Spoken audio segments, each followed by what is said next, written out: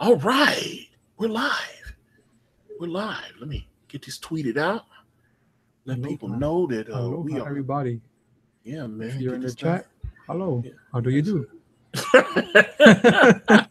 And yeah, send it out on the twatter. I'm looking for that cover. Let me see.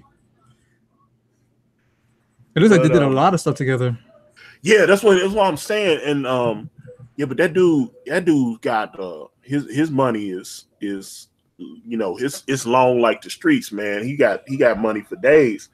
And yeah, man, he posted that up on Instagram this morning that he had bought that John Romita Jr. cover, and I was like, shit. I was like, that is so dope, man. I could not believe it. I was like, I can't imagine having that kind of money where I can just buy. I would, and I got a couple of original art pieces, but I would love to have, like some of my favorite covers from like from like John Byrne, Jim Lee, Mark Silvestri. I would love to have those opportunities. There's some stuff I saw there was an old cover from John Romita Sr. It was the Amazing Spider-Man 100 cover, and that thing went for over $100,000, man. They did all, they did. It's a classic cover, though. If you've seen the Amazing Spider-Man 100 cover, where he's got Spider-Man in the middle, and then he's got like all, I guess he's like on a web, and there's like must have been like 40, 50 different images underneath where he's got like Green Goblin, the Kingpin, like Mysterio, Doc Ock. He's surrounded by all those different, villains and his, all that. But yeah, but that cover, I think they had it at like Sotheby's, and that thing, it's like I think it's one of the top 5 highest selling covers of all time.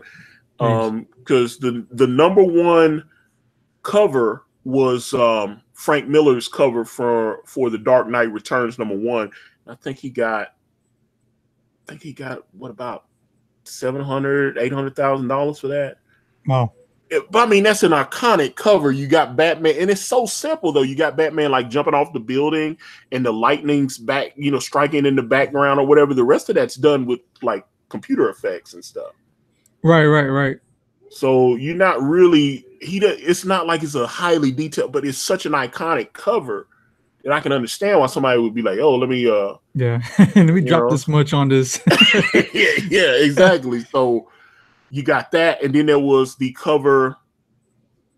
The guy, what's the guy? Gareb Shamus, the guy that was the owner of Wizard Magazine. His father is like stupid wealthy, and they owned a bunch of original art, and they apparently owned the cover to Spider-Man #1, the Todd McFarlane Spider-Man #1. Wow.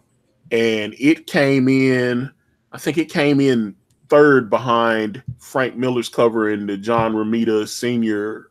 Amazing Spider-Man, Amazing Spider-Man 100 cover. It's good to have money, Well, I mean, and that's the thing. And what was it? The Incredible Hulk.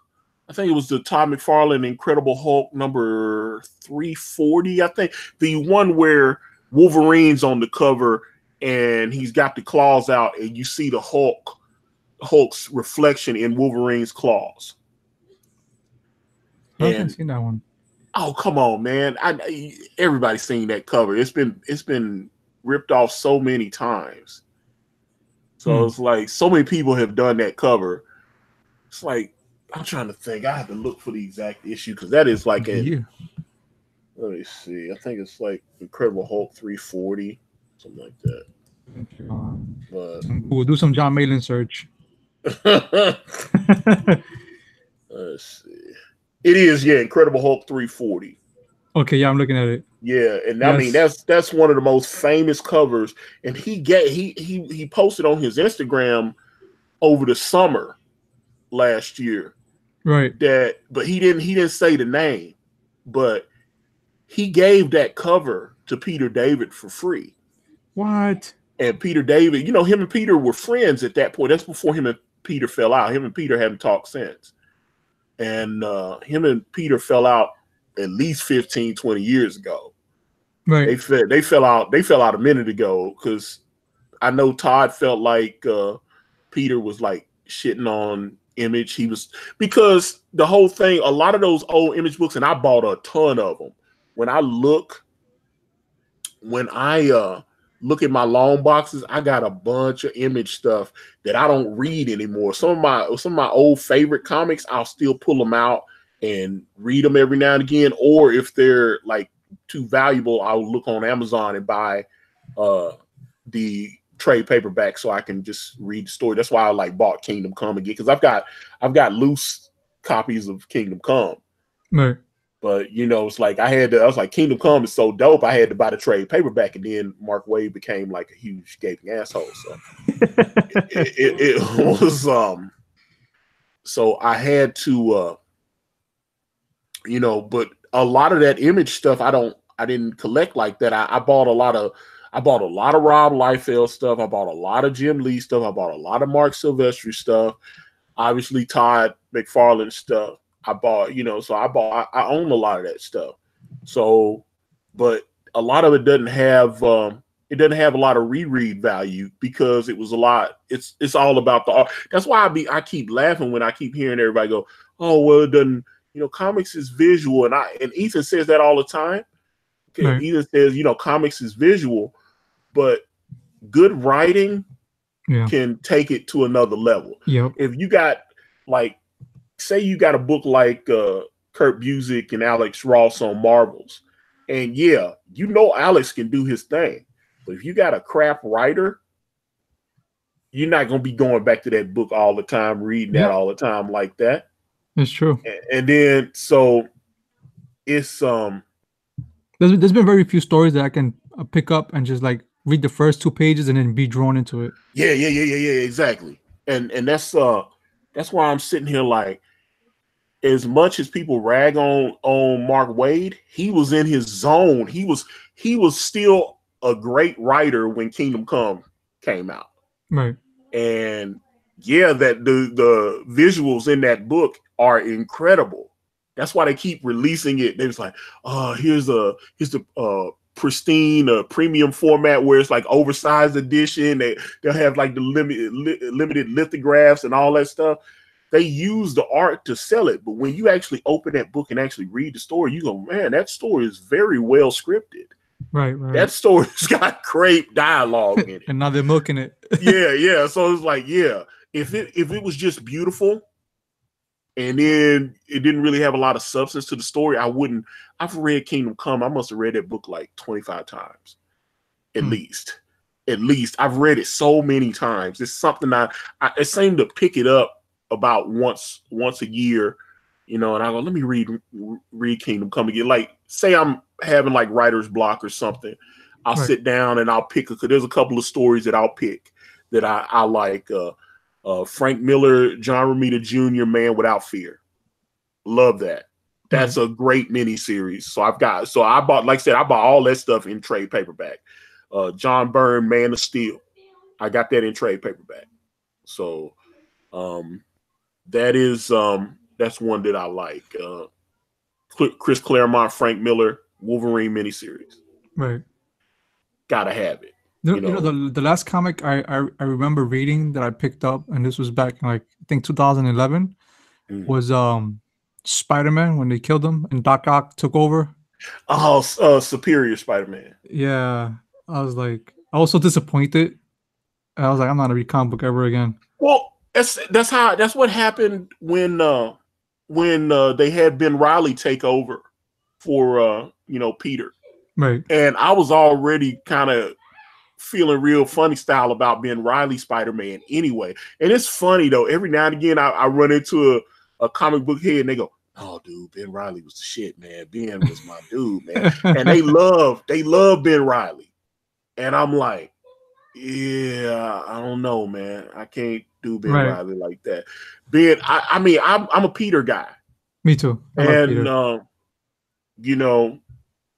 that's something I actually want to talk to. I had a chance to swap a couple emails with Dan Jurgens a couple months ago, And I wrote him, and I wasn't expecting to get an answer back, and he wrote me back. So I was like, oh man, Dan Jurgens. And I just that's something I've been wanting to ask him, because I actually got his I actually bought his Spider-Man book when he left DC and came over to Marvel to write Spider-Man. I was like, okay, so you come to Marvel to write Spider-Man, and it's not Spider-Man, it's Ben Reilly Spider-Man. Right. Wah, wah. Yeah. I'm like, he was trying, but if you go back and you look, he was like, okay, I've got a great opportunity here. I can just do a clean slate. You know what I'm saying? I can take Ben Reilly, and I don't have to have Robbie Robertson. I don't have to have J. Jonah Jameson and Liz and all those people at the Daily Bugle, because this isn't Peter, this is Ben. So yeah, I'm gonna have Ben's gonna dye his hair blonde.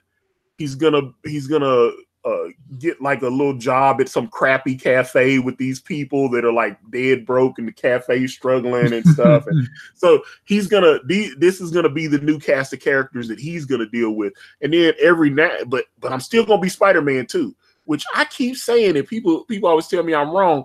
I'm like, dude, if I'm Spider-Man, why am I not robbing all the drug dealers and stuff when I go and break them? Because I'm like, why are you broke when you're Spider-Man? I'm like, dude, and I'm like, if that's drug money, I feel like wrap them criminals up and take the drug money, and that's the cost of doing business, baby. That's what it is. Yeah, for real. I just don't I can't deal with that, because I always tripped out. I was like, okay, so he gonna go in, there's like a bunch of thugs, they're doing a gun deal, they got briefcases full of money, and he leaves everything for the police, and he goes home, and he can barely afford to pay his rent. He can barely, him and Aunt May are struggling like a mug. They ain't getting nothing done. I'm like, dude, I would take that drug money.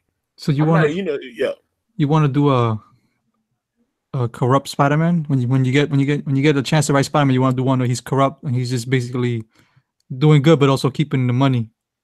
Well, see, since you mentioned this is Superior Spider-Man, that was something I thought about, because they kind of touched on some of that stuff with Superior Spider-Man, where Doc Ock is in Peter's body, and he was like, you've been doing some dumb shit, man. Why are you not having more money than you have? Right. And he was looking at him like real funny style and stuff. He was like, you're making this stuff way harder on you. So he set up the spider bots where he could like have eyes all over the city.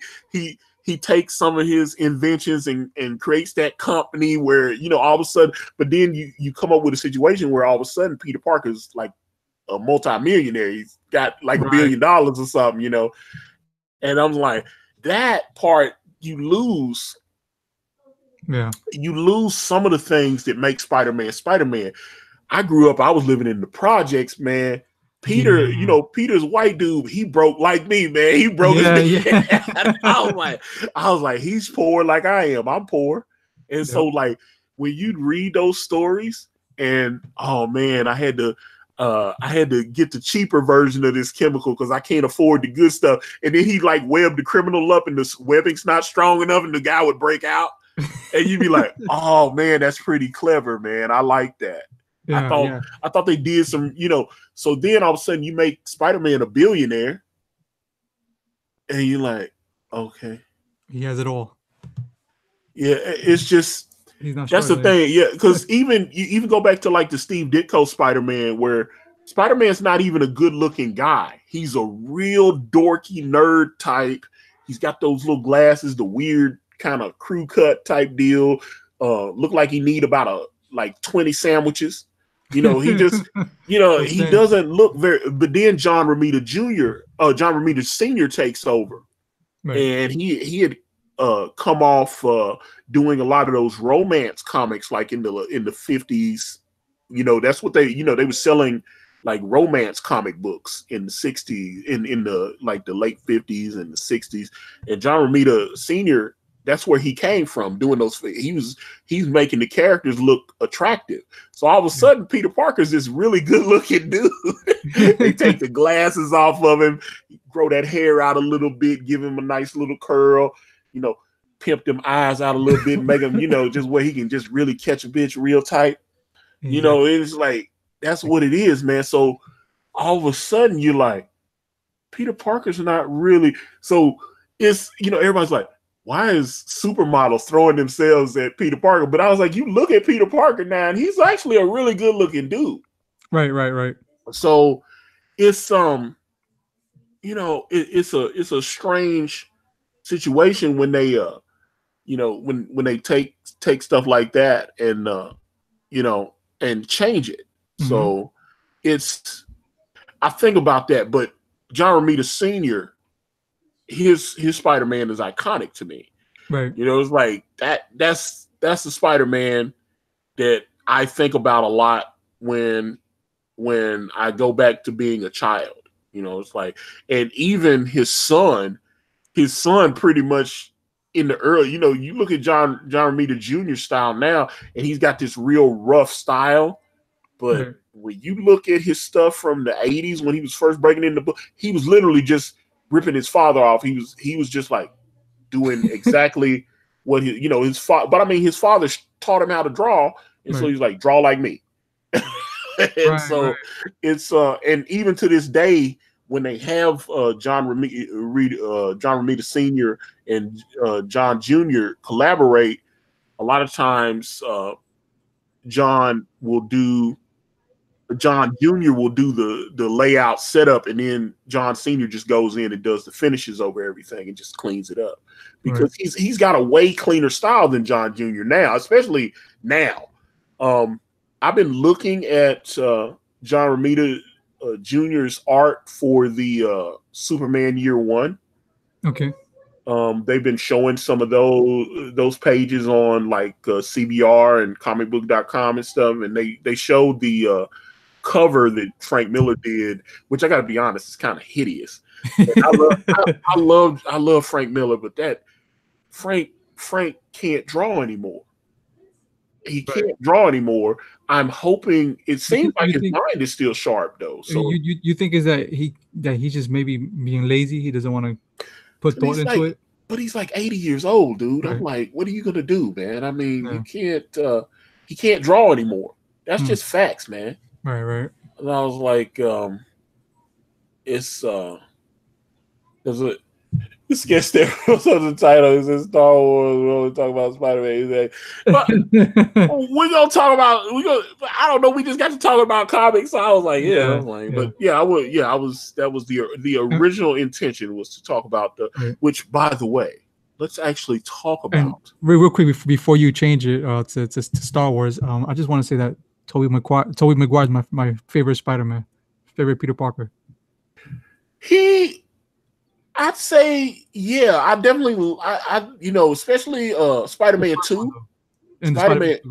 Spider-Man 2 is a masterpiece. Yeah. Spider-Man 2 is a masterpiece. I really believe that. I think that's one of the greatest superhero movies that has ever been produced. And even with the organic web shooters, which I hate the organic web shooters. That is not... Right. He was not. I don't think Spider-Man should have organic web shooters, even though I perfectly accept that Spider-Woman has organic web shooter. Okay. I just but Spider-Man having organic web shooters is trash to me. Right. I need Peter Parker to be fighting the villain, and then someone slings him up against the wall, or he's facing Electro and he short circuits the web shooters out, or his web shooters get jammed up or something like that. I need that kind of stuff to happen. Right. My sorry. But no. Go ahead, finish it up, bro. No, I was gonna say because we're saying Spider-Man 2 was awesome, but my favorite costume, I guess, for me for Spider-Man so far has been the Andrew Garfield Spider-Man. I thought the redesign on that was dope. I like his costume. I do. I really thought it was very practical. Yeah. It looked the most realistic out of because even like the Tom Holland Spider-Man costume, right?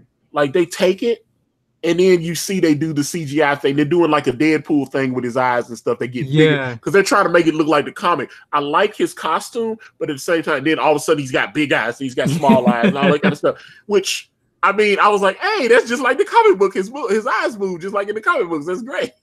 Yeah. So, that's pretty smart. Yeah. So, let me see. Earth Citizen 9. Andrew Garfield was too sexy to be Peter Parker in my opinion. Yeah.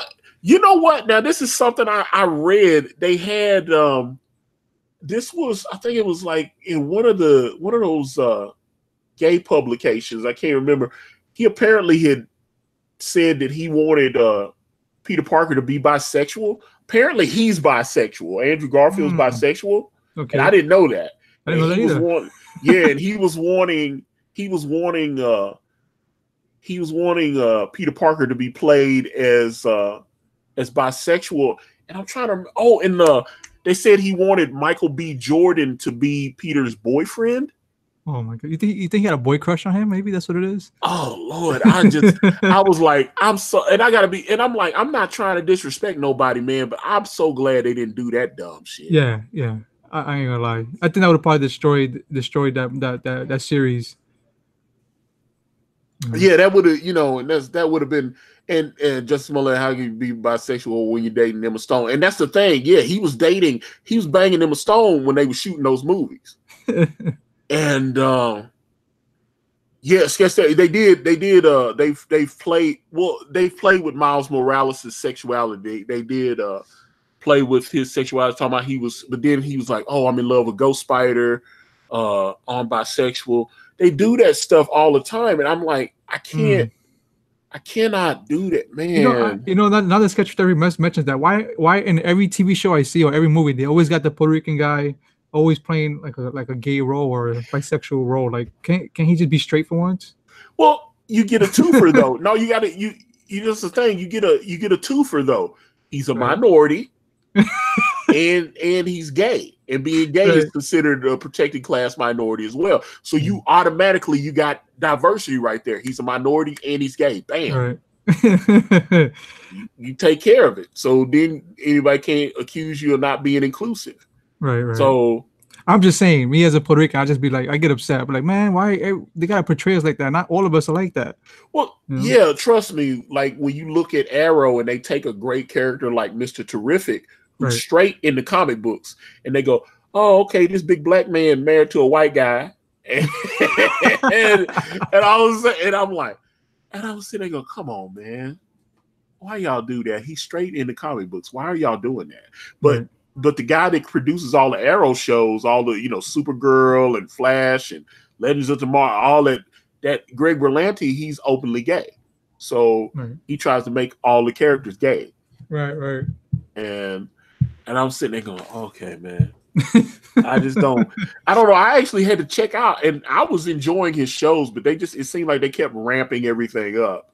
So I actually checked out on watching all those shows, man. I actually like Flash and Arrow, but I started checking out. I was like, okay, y'all inserting this stuff in there, man. I'm not. Yeah, it turns you away. It turns me away. I'd be like, yeah. And I was like, because Supergirl got too woke for me. Supergirl got she got woke, so I went to sleep on her ass.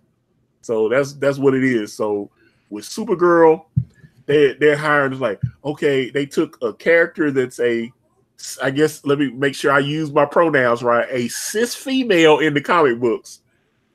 Right. And then they decide to hire a trans actor to play a cis female. And then they were putting all these press releases out talking about we're gonna have the first trans superhero in comics. So I'm like, okay, man.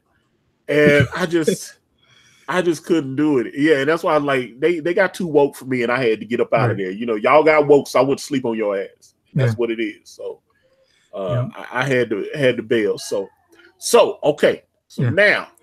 Yeah, what you? So we're gonna talk about Star Wars Rise of Skywalker. But oh man, okay. So let me see. Grundy born on the Monday. I guess you just tipping because I saw you had 99-cent super chat. Appreciate you. And then Brian the Observer. They are trying to tone down Rican masculinity. I believe so, because we used to like to, you see the thing about Puerto Ricans, right? If you guys know as well, we like to walk around with a machete on our waist, and a knife in our pocket. I feel you. Okay, so well, that's actually a perfect segue though, because you're starting to obviously see some of the social justice being inserted into Star Wars, right? And I noticed when because they did the live chat yesterday with I missed it. I watched it live when they broke the trailers out, and they had Kelly Marie Tran there, and she got like a standing ovation. She's crying, she's doing the whole thing, and I looked at her and I was like, "Stop faking." No, I think she was really I'm serious. No, I don't think that was fake. She was really touched. I think she thought people hated her and stuff, and there was so many fans there. It was like, oh, but I was looking at her and I was like, Kelly look a little chunky. And she's a little she's not she's definitely not a size 0 or whatever they get up in Hollywood. Daisy Ridley, you see how thin she is. Yeah, Kelly's healthy, but I like them like that. I like see, that's the thing. And I'm not fat shaming Rose Tico, because I take them on by the pound, baby. Believe that. Right. I'm not fat shaming Rose Tico, but she could put a cheeseburger down though. Yeah. I'm just saying, Kelly, you could put a cheeseburger down. Put it down, eat a salad. Ain't nothing wrong with that. A lot of Asian food is very healthy. Right. Look into that. Especially the piss boiled eggs. Oh. I've watched some of these like exotic shows. Like I used to watch like Anthony Bourdain, Parts Unknown, and stuff like that. Right. And they would cook. They would let me see. They take a duck egg and let it ferment or something. It was like these. Oh man, it would be these disgusting. But apparently it was a delicacy. Like the egg would look like it was like real dark gray or black when they get them done with. It was just real nasty looking. And apparently it's called what, Baloo? Okay, so I was like, oh god, they just look so gross to me, and I was just like, oh man, but I can't do it though. But like I said, Kelly Marie Tran looks healthy. Right. She definitely it was like sketch therapy. I miss Sexy Party. I wish things could be different. I actually want to bring Sexy Party back. One of the main things is like Sashi was always so busy, and she's in South Africa, so we would have to stream at like crazy times where it would it wasn't really working. I need another female that could actually stream in regular. I was like, I even asked like Martina Marcota. I asked her because Martina had said she would come on. She would come on Sexy Party and be like again. And I was like, what if I could get Martina to be the host of Sexy Party? Yeah. And I asked, I said, would you host Sexy Party with me? And she said, what is Sexy Party? And I played. I sent her the link to the episode I did called Fat Sex. Right. Yeah. She was and it was it just was not well received. Yeah. And like I said, Sexy Party is definitely not for the timid, but it was so successful, and I need I was like, I need that's why I was trying to get my friend Anna, because she did one episode with me where we did it late at night, and I'm willing to do it at midnight. I don't care about streaming at night, but the problem is just her availability was always so off, and the big thing is all I need is the audio so I can syndicate it. I mean, I've got it on iTunes, for God's sakes. Right. So it was just, but but Martina did say she would be a guest. So, but again, I need a female co-host, like I'd love to get, what's that was Tristan from, Nerdist Newsman? Yeah. I'd love to get her. She's really, it is what is it? Wolf of Magdeburg. I will be your co-host and tell you I know. Are you a female? Because that would be fair. I'm willing to. I'm willing to do a sexy party try. If you are a female, send me a DM because I am willing to give someone a tryout. A sexy party special guest, Nasser. Oh man, that is like Ask Lola. Is that the Tug Lola? Are you talking about Tug Lola? Or because if not, I don't know who you're talking about. I'm like, but I would definitely someone like Tristan. I think she could handle it. Right. Because I'm a pig though. I know I get disgusting. That's why people like the show. There would be so many people that would pretend. There were so many people that was listening to Sexy Party on the low. They were like, Antonio, you shouldn't talk about sex. And then they'd be all up in my DMs and stuff, and it'd be crazy. Yeah. And can you please talk about that next week? Yeah, it was like, I had people emailing me, and they would be telling me all this private stuff. It was like, Antonio, you are so honest on there. I don't understand how you're so honest. And I was like, that was when I do Sexy Party, that's how I would do it, man. I was like, no holds barred. Just say whatever comes to my mind and just put it out there. And I think that's why people started, man, I'd get people, there'd be a couple hundred people in the chat, and I'd be like, wow, what's going on, man? I couldn't believe it. And I was just, people was loving Sexy Party. So I definitely, since it's available on iTunes, right, I need to get it back. But yeah, I need a female. Because I know a couple dudes that are like, yeah, I'll come on. And I was like, yes, I'm not trying to do sausage party. I'm trying to do. I need a female foil to listen to me talk about all my perversions. This is a casting call for anybody else. Yeah, that's what I need. I need, because I know I'm talking about everything. I'm talking. I wanted to get real super freaky deaky, and that's what I need, a strong female. That's one thing I liked about Sashi.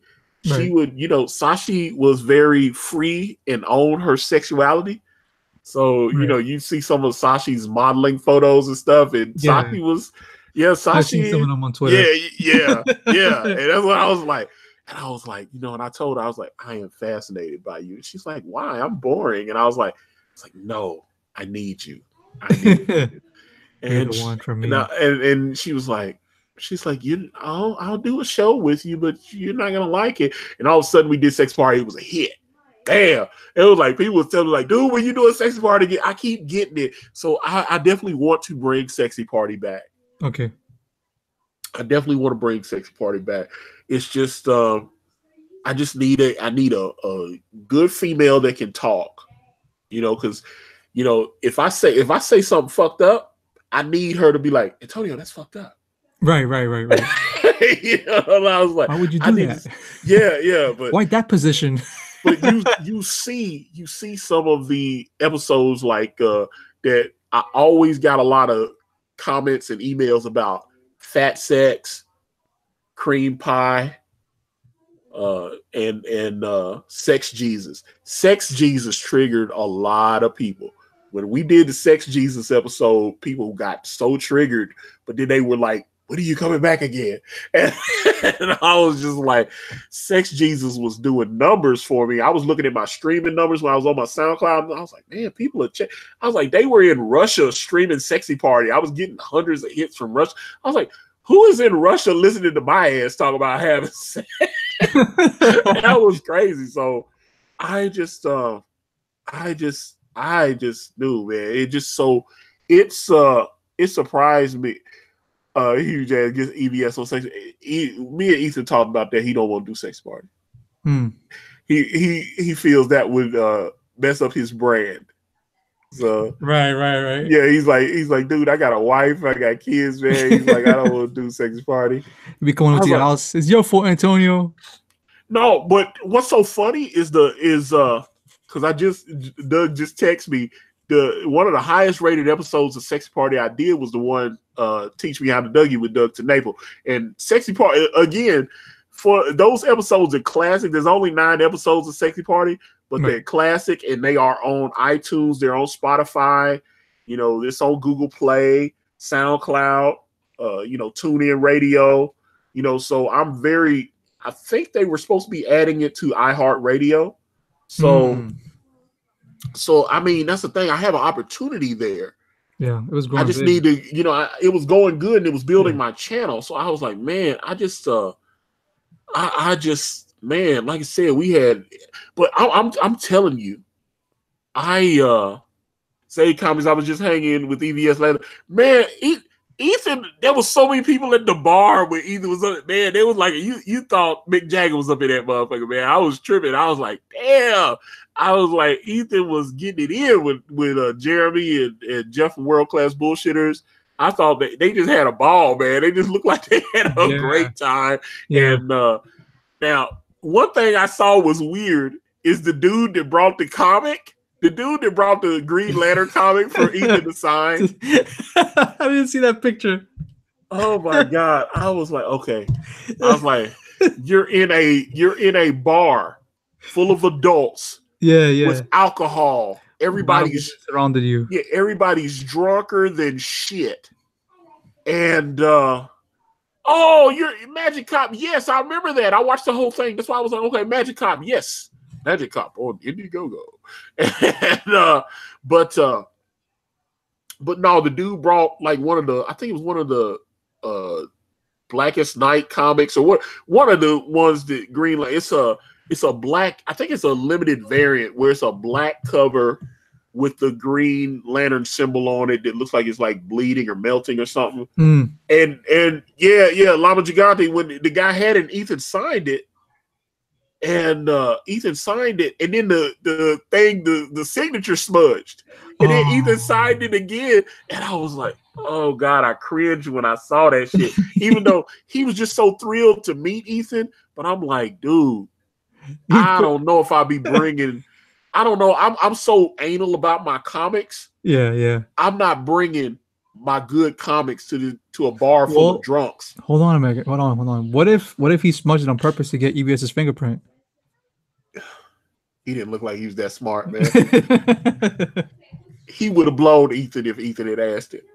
It was like Ethan's like, hey, I need to relax. You mind if you drop down right now? I mean, he was blown Ethan. And I was just like, and I've told Ethan, because I feel weird now that, like I said, I felt bad when I had to, I called Ethan a couple weeks ago and he picked up and he was like, hey Antonio, what's going on? And I felt bad that I called him on the phone.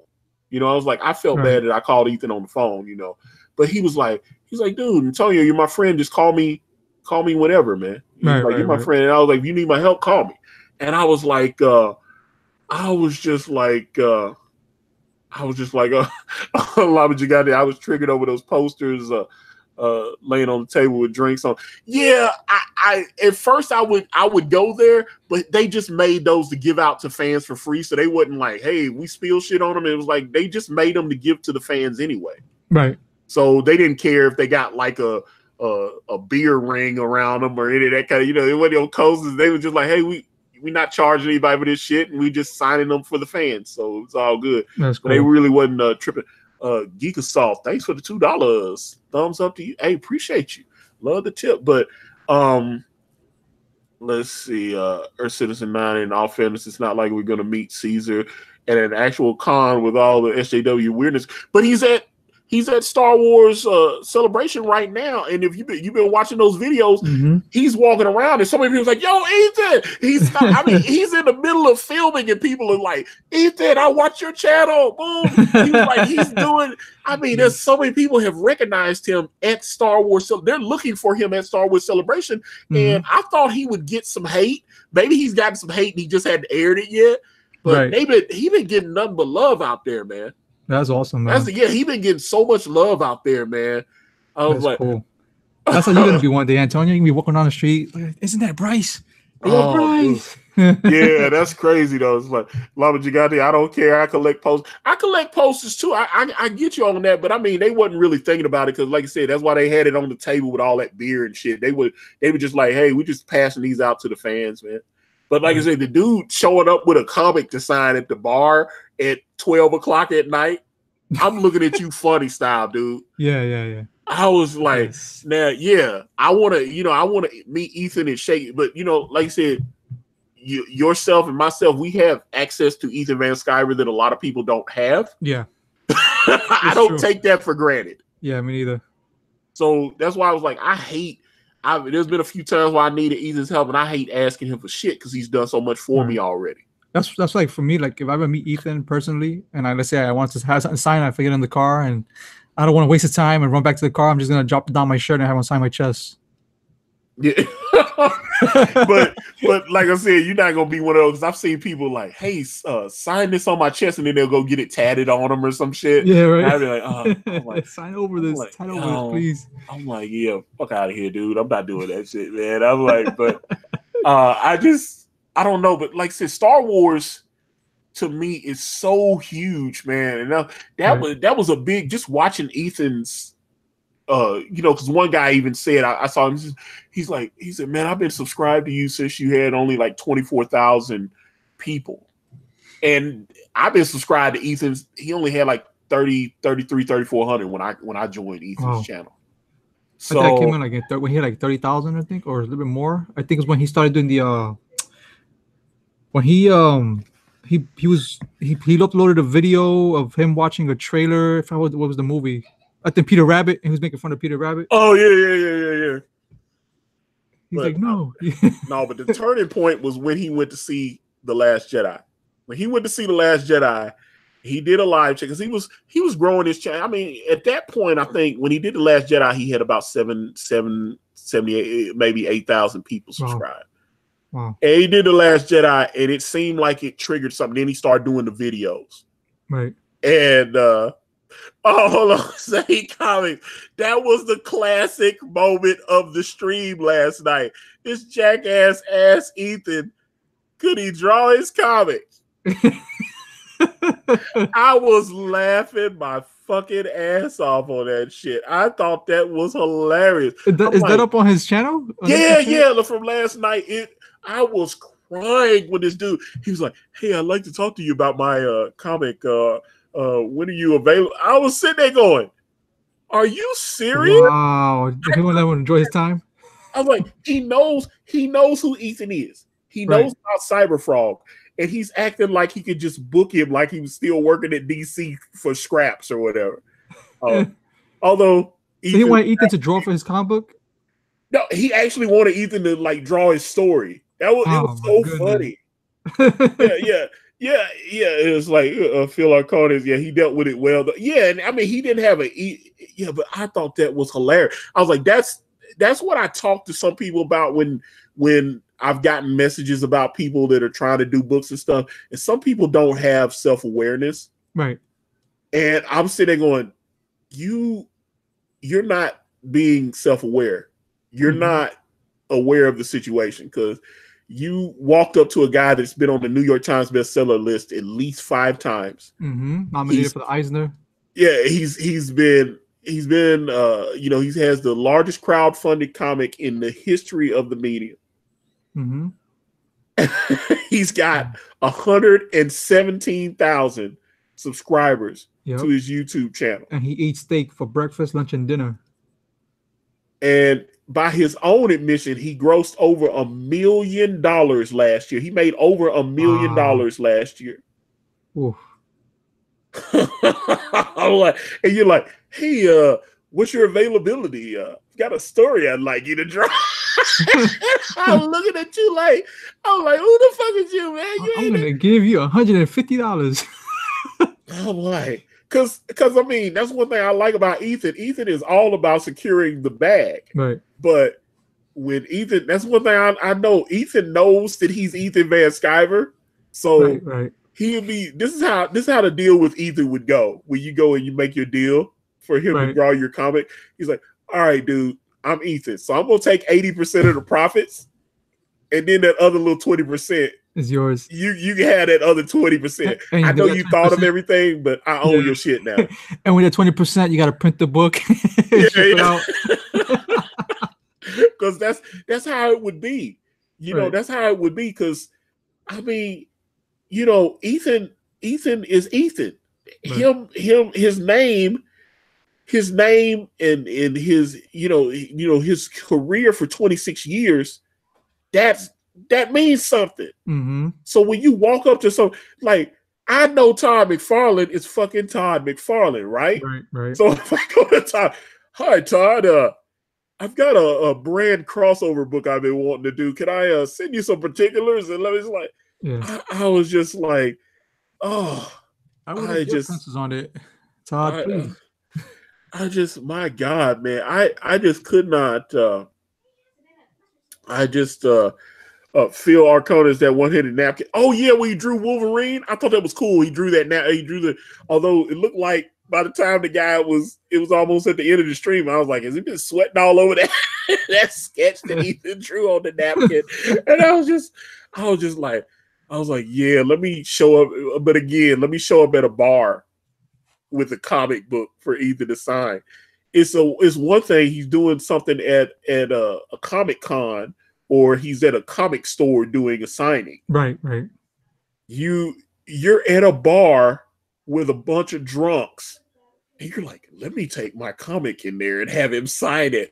And I'm sitting there going, and because I was just like, yeah, that was so. Imagine if EVS is a mean drunk. No, but see, that's the thing. That's the thing. That's why. That's one of the reasons. You know, Ethan was saying. You know, he ended up taking that shot last night. I mean, he only did 3 drinks and a shot because you know he's talked about that where they were at the what's the singer that they went to see. I remember he was lip syncing the whole night or whatever. Yeah. And he got shit hammered on that thing, and that's why he took that stream down, because he was just like, yeah, I was just embarrassing myself, and it was just not a good. Is that the one they had like the purple looking glow on his face? Yeah. He looked like a serial killer. So so he is aware.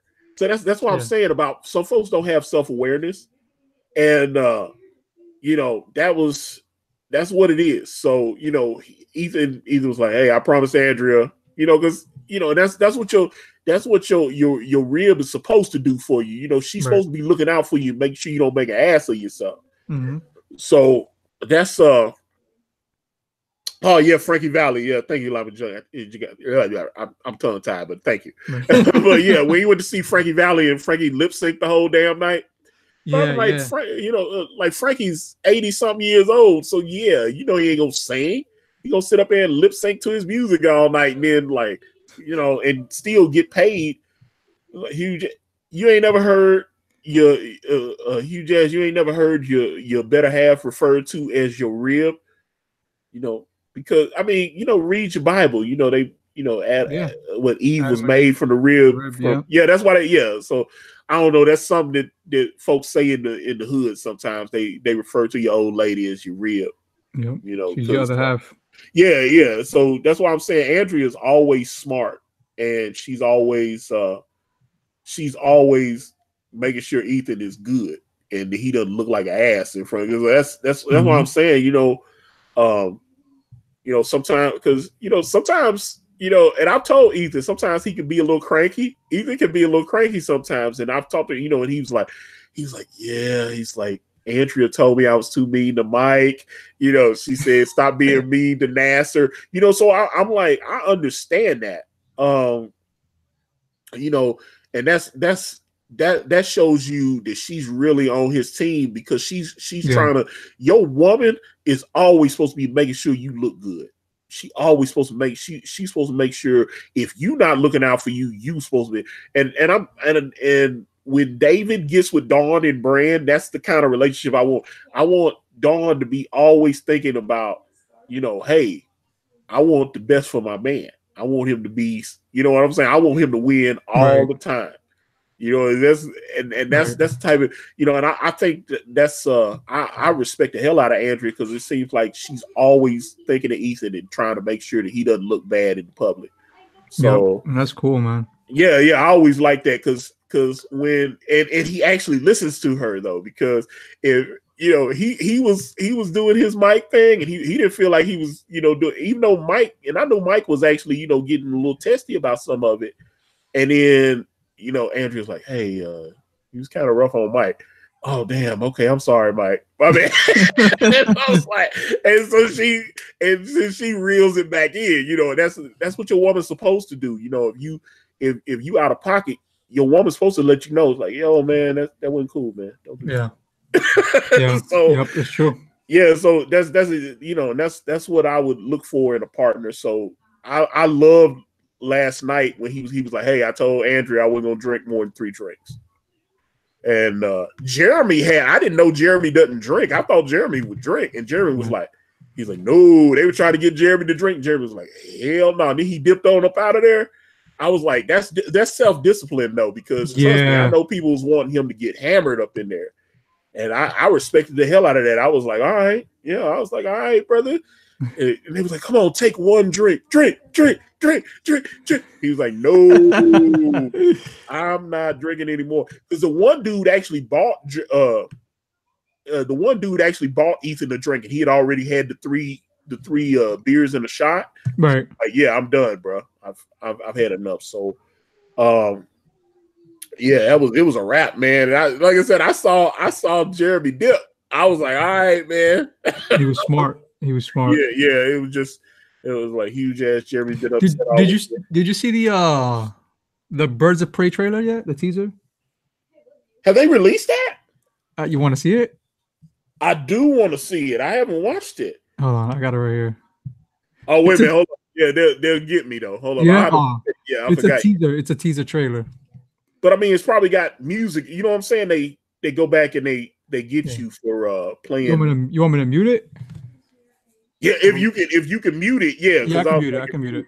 Yeah, because if the music comes out, they'll get me. That's why I'm gonna show you right now. Hold on, let me put this thing on you so because if it it's a teaser. They don't really show much, but it's a teaser of what's to come. All right.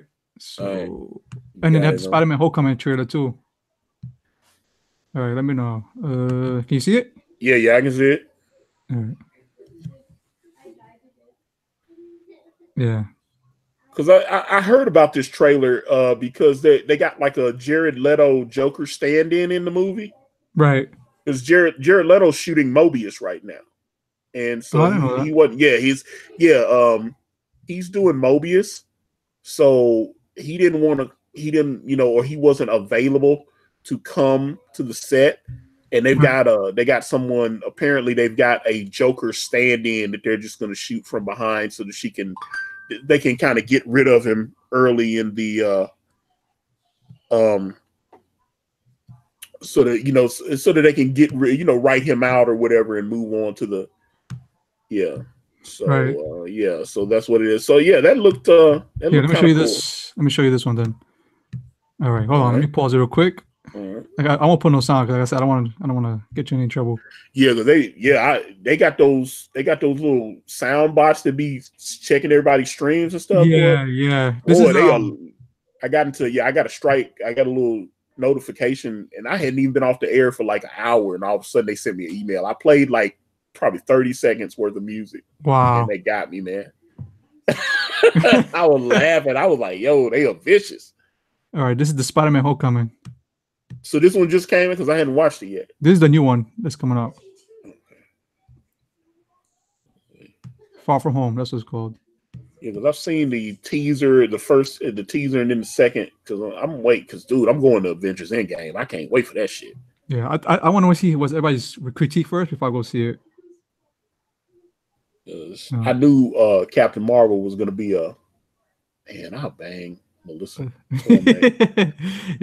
She's pretty, man. And she's like 51, 52 years old. I didn't know she was that damn old. She is smoking for a chick in her 50s. Yeah. Jesus Christ. Yeah. And there's very, very few women that can be that age and look that good. Yeah. I don't know if she's had work done, but my God, man. I mean, smoking hot Aunt May. Smoking hot. Oh. She's not the Aunt May you would usually expect. Yes. I was like.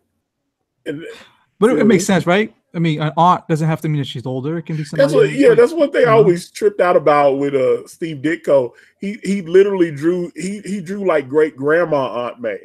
Right. Like she's fossilized and stuff. And I mean, she wasn't even attractive. I was like, she can be, say a woman about 40 years old or something, and that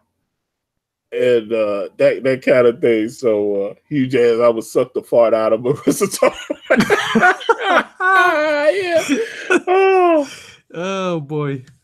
That looks like the same trailer. Is that a newer trailer? Because they that looks like the one that came out a couple months ago. I have no idea. That's a good question. It's probably the old one because that one's because they've only released two. They released a teaser and then they released a longer one, and the second one was the one that they put Nick Fury in. This is probably the one then. Yeah, that looks like the second. There is going to be one more trailer before the summer comes. Right. Yeah, they got another trailer that they're going to put out, but is that? But no. Yeah, because I'm like that looks like the that's the trailer that they had already had because they're doing it looks like they're doing Hydra Man, Mysterio.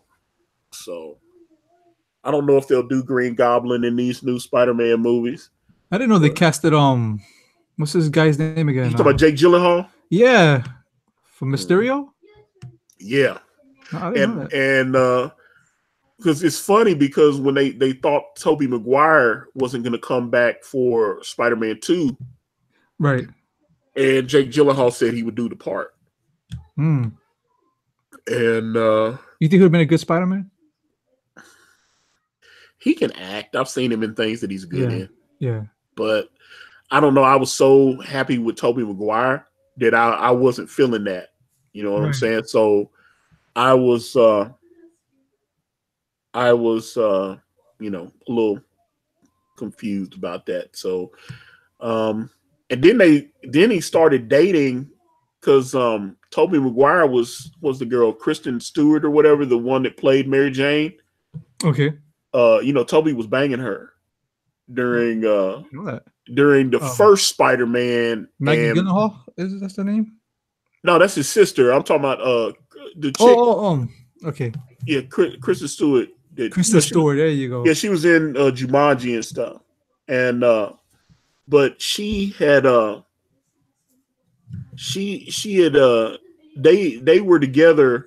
It seems like, I guess when you're working that close with somebody, you gotta end up sleeping with them and stuff. But it's Kristen Dunst. Kristen Stewart's the chick from Twilight. My bad. Okay, so Kristen Dunst. Okay, so Kristen Dunst. He was banging Kristen Dunst. She played Mary Jane, and her and Tobey Maguire were sleeping with each other. But after they stopped messing with each other, she started messing with Jake Gyllenhaal. So it was really funny. And I don't find her attractive at all. I mean, she's not my type. I can say that. I thought, no, Kristen can get it. She can get it. She can definitely get it. Yeah. I think. I thought she was.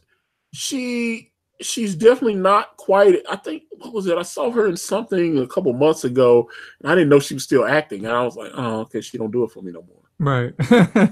How about that chick that played Gwen in the Andrew Garfield Spider-Man movie? Oh, that's Emma Stone. Yeah, she can get it all day, baby. Yeah. Emma Stone? No, I'm sorry. I'm thinking about the oh my goodness. Was it her? Yeah, I'm pretty sure with the blonde hair. But that was Emma Stone. Was it? Malin, I somebody else for some reason. Malin, I sent you the link. Get your ass in here, man. I was like, I sent you the link. But Emma Stone, she definitely Bryce Dallas Howard, when she played Gwen Stacy in Spider-Man 3, that movie was trash. Gwen Stacy, that's the one I'm talking about. Yeah. Yeah, she did. Yeah, she did Gwen Stacy in Spider-Man 3, but Emma Stone was Gwen Stacy in Amazing Spider-Man 1 and Amazing Spider-Man 2. Amazing Spider-Man 2 should have never been made. Amazing Spider-Man 1 was okay, but they had some weird CGI effects, and it kind of threw me off. Right. So I'm sorry, there's two different girls. It's Bryce. I just looked it up. Bryce Dallas Howard. Yeah, was Gwen Stacy in Spider-Man 3. 3, yeah. She could do it for me. Yeah. I'm just saying. But I although she was cuter in Jurassic World.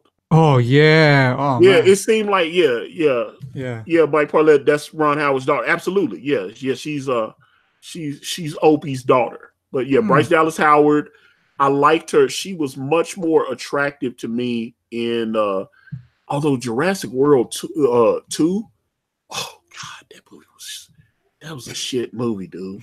That was so bad, man. Yeah. Yeah. I wasn't a big fan. Part 1 was good, man. When she ran and she got the T-Rex to come out. I own Jurassic World on Blu-ray. Right. I decided not to purchase Jurassic World 2.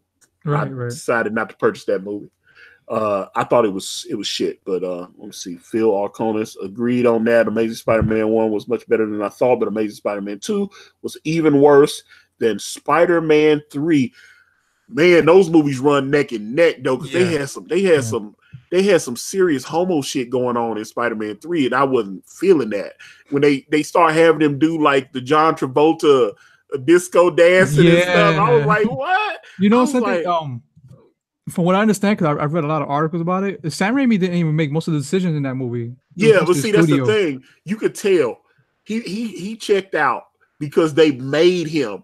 His original vision was that he was gonna do Sandman. Yeah, he wanted to use all the Steve Ditko, Stan Lee villains. That's what he was trying to do.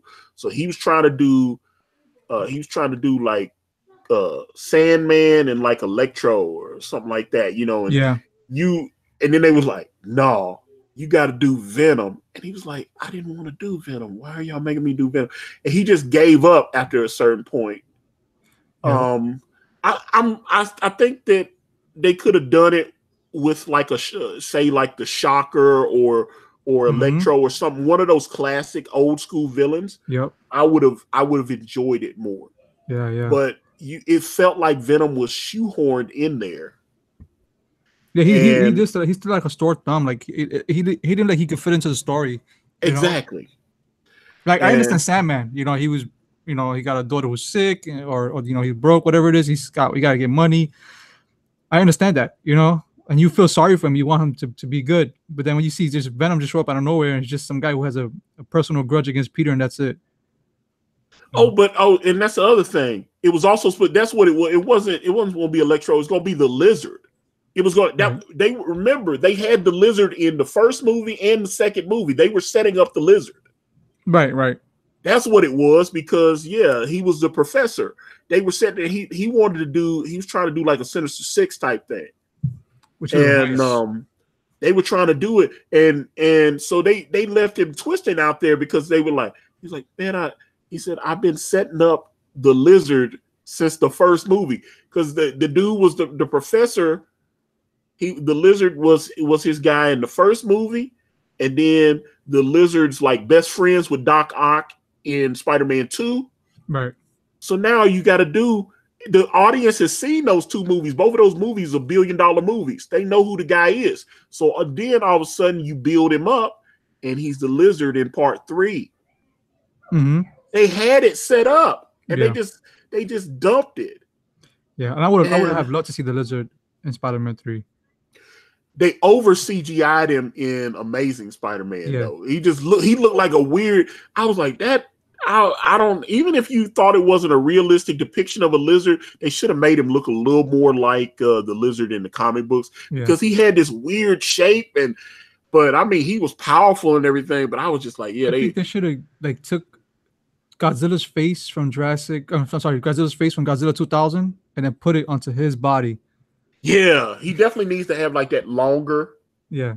Because he had that round head, and I was like, he don't. And then he's got like the little reptilian feet. I was like, I wasn't feeling that. I wasn't feeling that. Yeah, I wasn't feeling that. So I like Jamie Foxx's character. Oh no, you gotta get off my channel now, man. I can't I can't fuck with you, man. The Electro was so bad. Electro was so bad. You didn't like his personality? Yeah. Now when they had him with the fucked up comb over and all that, and he was like. And he's like, you're my, like, what did he say? You're my best, you're my eyes out there. So what he told him, he told him that shit was funny. I love that part, man. He started running with that. He became obsessed. But when he became Electro, I was done. It was a wrap. Right. No, once they started doing the effects, it was over for me. Yeah. And then they put those little things on his head, and I wasn't feeling it. And then, like at the end, when they were playing the itsy bitsy spider and stuff, I hated that. That shit was so. I was like, y'all, this shit is so fucking gay. Why are y'all doing this? And even though Gwen Stacy dies in the comic books, y'all should have kept that fine ass bitch alive, man. That would have saved the franchise, man. How you gonna kill a fine ass chick like that? That's a bad chick right there. She's bad, and you could tell that her and Andrew Garfield had chemistry. They felt, although again, I'm confused since he was doing interviews talking about that he thinks Peter Parker should be bisexual. That confused. I was like, how do you get to see a badass chick like that naked and then want to be with a man? Yeah, I don't understand that. Yeah. He wanted to have it both ways. Yeah. and like I said, when they said Michael B. Jordan, I was like, so you would have made Michael B. Jordan Peter Parker's boyfriend? Or girlfriend. And it's the dear Jon Malin. How are you, my friend? What's going on, John? Good. How are you guys doing? You're just talking about weirdo comic books having sex and Ethan at the Star Wars celebration, and oh man, it's just what's going on at the Star Wars celebration? Ethan looks like he's been having a blast, dude. Like, I mean, he's walking around and people are like stopping him at the damn thing. So, because that is so funny because I honestly think, but I understand just based on things like some of the threats that Richard has gotten, I think Ethan thought that even though fans are telling him, hey, we want to meet you, we love you, come hang out with us, I think he thought that, something was going to happen to him, that maybe somebody would come out and sure. And I understand because some people, I talked about this the other day. Some people, it's just like Rob Liefeld people. There's a lot of people that follow Rob Liefeld that really aren't Rob Liefeld fans. They just follow him so that they can like trash his art and say horrible things to him and stuff like that. So I don't know, but Ethan's been just walking the floor and he's been getting so much love, man. And that was good to see, though. I think he seems like he's relaxed because I think, like I said, I think he thought something was going to happen. And he's just walking around and people like, man, I subscribed to your channel. I bought Cyberfrog, man, dude. They just want to shake his hand and take pictures with him and stuff. And I was just like, man, he been getting so much love, man. I was like, that's good, man. That made me feel good to see that, man. I like that. No, yeah, definitely. Yeah, it's good and good for him to get out, get a good response, and show everybody that people in comicsgate aren't going to be confined to their homes. That we are planning on coming out to your town to go to these conventions. We belong there as much as anybody else does. Right. Yeah, but that's the thing. When he was with the other high council guys at that bar last night, man, that thing was packed up in there. When they was up in that bar, there was so many people like, dude, like you said, when the guy brought the comic and asked him to sign, this guy was like, it's midnight and everybody's in here drunk and he's like, I brought this for you to sign. Did he sign it? Yeah, he signed it, and then the signature smudged, and then everybody's like, oh, the signature smudged. And I was like, yeah, there's all kind of alcohol lying around and stuff. And then Ethan signed it again. So he's got like a smudged Ethan Van Sciver signature on it. And it was like one of the rare Green Lantern variants. So I was like, I would have took that at a proper signing. I don't know. I would have try to make some. I don't know, man. I'm real anal about my comics. I wouldn't have, once he smudged the signature out, it was like, oh. Yeah. Well, that's what you get, you know, for risking it at a bar. I mean, one, it's kind of questionable to, you know, go up to somebody and, you know, when they're on their downtime or, you know, whatever, to ask for a signature, because when you kind of open that door, then everybody thinks they might have a back door to getting you to sign their stuff, you know? So, oh, don't bother waiting in line during the convention. You know, you can just find these people after the show and then start hounding them. So, you know, there is a potential drawback to that. On the other hand, I think to what I heard about Shaq one time, and Shaq said, basically, I know I'm Shaq. And when I leave, when I leave this house, I have to be prepared for, you know, people coming up to me, wanting to see me, you know, at my best. And, you know, when we go to conventions, you know, at the same time, you know, we have to be at our best and, you know, put on a good face. And, you know, I'm not encouraging people to come up and ask people to sign at bars. I think that's a bit in poor taste, but I think also, you know, the pros, you know, we have a little bit of a responsibility to, you know, make sure fans are walking away as happy as possible. But yeah, guys, overall, in general, please don't approach people at bars to sign things. But I mean, yeah, and I see sketch therapy. He's right. He said, bring what you want for me to sign like 100 times. He did say that. Ethan did tell. He's like, hey, I'll sign stuff if you want and all that. But he was drinking at the bar, and everybody was in there getting wasted. And then the guy was like, I brought this comic for you. Yeah. I was like, okay. And I was like, yeah. He was enjoying the libations at that point. Yeah, buy me a drink, and you know, maybe I'll say, hey man, have a seat, let's hang, let's talk, you know, let's have a conversation. I would rather do that than feel like I have to, you know, sign something kind of on my time, you know. So right. Again, I'm not saying, I'm not making judgment. I'm just saying for me personally, that stream was weird last night though, because like I said, he did, like I said, he signed the comic. Was he live streaming the bar? Yeah. He was live streaming it while he was there, and the guy, you know, and I mean, like I said, that was like it was like one of the better Green Lantern variants. When I saw it, I was like, oh, dude, I've seen that book on eBay, and it's hard to get. And so I was sitting there going, okay, so then he, like I said, he signed it the first time with like the silver ink in the marker, and then like it's smudged. But like I say, everybody's hands are wet because they got alcohol. They got their cups and everything. And like I said, the signature tables smudged. Are wet. Yeah, and then so the signature smudged. And then Ethan was like, "Oh, dude, I'm sorry." You know, like, and then he was like, "I just wanted to meet you." And then he's like, "Well," and he was like, "Well, I'll sign it again." So then he signed it again, and he was like, "Well, it was just great meeting you and stuff." But I was just like, at the same point in time, I was like, "Dude, you got Ethan Van Sciver to sign that rare comic, and then it got smudged." I was like, "You damaged it," and I was like, "But yeah, you got to." And then he drew like Wolverine on the napkin for somebody, and someone actually tried to get Ethan to draw their comic, which was hilarious to me. I was cracking up when the guy was like, "So when are you available? I've got a story I like it." I was like, "He's trying to hook up with Ethan and get him to try." He was like, "I'm busy, dude." I thought that was hilarious. He was trying to do business in the bar where Ethan's getting his drink on, you know. And it was like all the guys from World Class Bullshitters and everything. I was like, they had so much fun. It was like Jesse from Mindless Entertainment, and it was like, yeah, they were all in there just kicking it though. They had a blast. And that's cool. Yeah. And Hugh asked, did he give a pitch for that comic book he wanted Ethan to draw?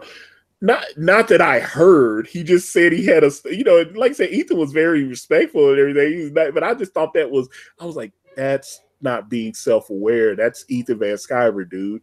If you're trying to talk business with someone, you need to make arrangements. You need to either contact them through the proper channels. Or it's like, hey, we're up here drinking at a bar. I've got a comic book I'm working on. I'd like to see you try. Yeah, that's what I'm getting at with the signature stuff, because you know, at the same time, as much as we want to sign for everybody, signing is business. You know, that's like an official act of business, just like pitches and drawing and having business phone calls. And I mean, it's all parts of business. So, you know, bar time is kind of like chill time. So that's what I say. You know, just think twice about approaching people at bars for work. That's what I was saying. I was like, people started, you could start hearing the words start getting slurred. People were getting drunk, and it was funny. I was just like, but like I said, there was so many people that were so excited. There was so many people coming up and going, man, I bought Cyberfrog. Yo, it was like, he was getting a lot of love. So yeah, that's cool. That's cool. Yeah, just hey, dude, bought that. Appreciate it. Yeah, man, cool. Clink, clink. Yeah. And it was like, because that was good though. But like I said, I think this went a different way for Ethan than maybe he thought. You know, because like I said, I think he was nervous. And he thought some weirdos were going to approach him and try some crazy stuff. And it just seemed like everybody was showing him love and everything, like just walking the floor of the celebration and everything. It's like, it's like a great white shark. It could happen. You know, the chances of it are probably rare, but yeah, I mean, he's right to be cautious. Yeah, head on the swivel, baby. You know what I'm saying? Yeah. You know, I remember I was talking to Warren Sapp, and you know, a couple months ago, I remember he had called me, and it was he talked about that when someone on offense would get like an interception. He said all of a sudden you go from being on defense to being on offense or whatever. He said, and all of a sudden you gotta exchange. He said the players, the whole situation changes all of a sudden. He said you go from being a defensive player to being an offensive player. So they're gonna all of a sudden they're gonna be headhunting you. All of a sudden, boom, you got the ball in your hand. They're gonna take you out. He said you got to be aware of the situation. Situational football. I get that. So that's the thing. You can't be an Ethan Van Sciver and then all of a sudden forget that you're Ethan Van Sciver. And I get that. You know what I'm saying? But it did warm my heart that he just seemed to have normal interactions with people and it wasn't any hostility and there was a lot of love. But yeah, I wouldn't forget what happened when you went down to, what was it, Gotham City Pizza down there in Florida, and the window got smashed in and death threats and all that nonsense. So I would be aware of that as well. So now, is Ethan on his way back home, or is he doing another night there? I thought he was probably going to probably leave tomorrow or something. You know, I don't know. I thought he was going to do at least another night because he was still. I know he just loaded up some videos earlier today. So yeah, I thought he'd do at least another. Like Llama Gigante. Why was Warren Sapp calling you? I started talking to Warren Sapp about 8 years ago. His ex-wife went to MTSU here in Murfreesboro, and I know some of her. I actually used to work with her first cousin, and so he has relatives here in Murfreesboro. So yeah, his wife that he has his son and daughter with. Although I think he's got 5 kids. But he spread it around. The one he actually married, his ex-wife had, she actually grew up here in Murfreesboro. She has family here, so he comes here sometimes to with his children to visit family. So I think we're having the NFL draft in Nashville this year, and I think he's actually going to come because I actually need to text him and see if he's going to come. And I want to go to the draft. I want to watch the NFL draft since it's actually going to be in Nashville. Go Titans! I don't know how the Titans going to do in the draft, but I am very, very happy that they're saying that Henry Cavill left Superman to be the Witcher. Yeah, but that's the thing. But then you hear other reports that he actually might come back. Really? If they do another, but I thought that was so cringe. I saw that end scene on Shazam where because you remember they had asked Henry Cavill to make a cameo in Shazam, and then he said, "No, I'm not doing it." And then all of a sudden they just get some dude in a body double and they just shoot him from the neck down. Right. And I was like, and I just and then The Rock just spoiled that they're doing the Black Adam. Yeah, he said that. What was it on Monday? That was on Monday, and I actually did a video on that. And because when he went on Instagram after they opened, because what they opened it like 54 million, I think, for it, and he was so happy because Black Adam was supposed to be in Shazam. He was supposed to be in it, and then he was like, they kept rewriting the script. They couldn't get it the way it was supposed to go. Right. And all of a sudden, he said he called the one of the heads over there at Warner Brothers, and he was like, "Yo, man, this movie needs to be 2 movies." He said, because I don't want to sacrifice Black Adam's backstory, and I don't want to sacrifice Shazam's backstory. So do Shazam's story. Obviously we hope it works, because if the movie bombed, there ain't gonna be no Black Adam movie. Right. So he said, so I'm not gonna be in it. Let's do, because The Rock is actually listed as an executive producer on Shazam. So, right. So yeah, he's actually an executive producer on that movie. And then, so now the movie's a hit. So he's like, oh, okay, next year, bam, we can go right into shooting Black Adam. So hopefully it's good. I mean, Shazam was good. I like Shazam. But see, they're shooting so much cool stuff right now, because they just wrapped like principal photography on Bad Boys 3. Right. I know they were shooting Bad Boys 3, and who's directing?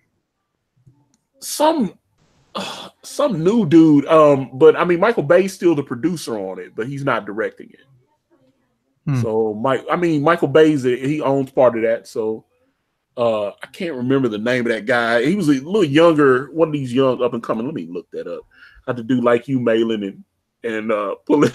He was like, research. But I saw, because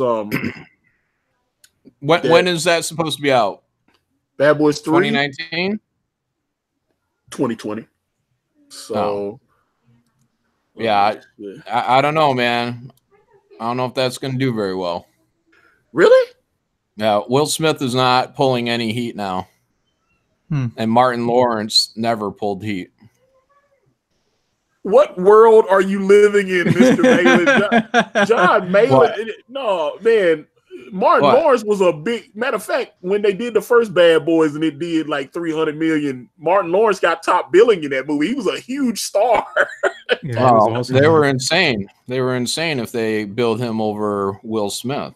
Nobody knew who the fuck Will Smith was back then. They just knew him as a rapper. Fresh Prince of Bel-Air. How would no one not know who Will Smith was back then? I'm saying though, yeah. Now you're right. He was on Fresh Prince, but he was just a TV star. He was a rap star too. Yeah, he was, and the reason he went to TV is because his rap stopped selling. Everybody forgets that when he went to TV, he was starting to get washed. If he was still making big money as a rapper, he'd probably just still be a rapper now.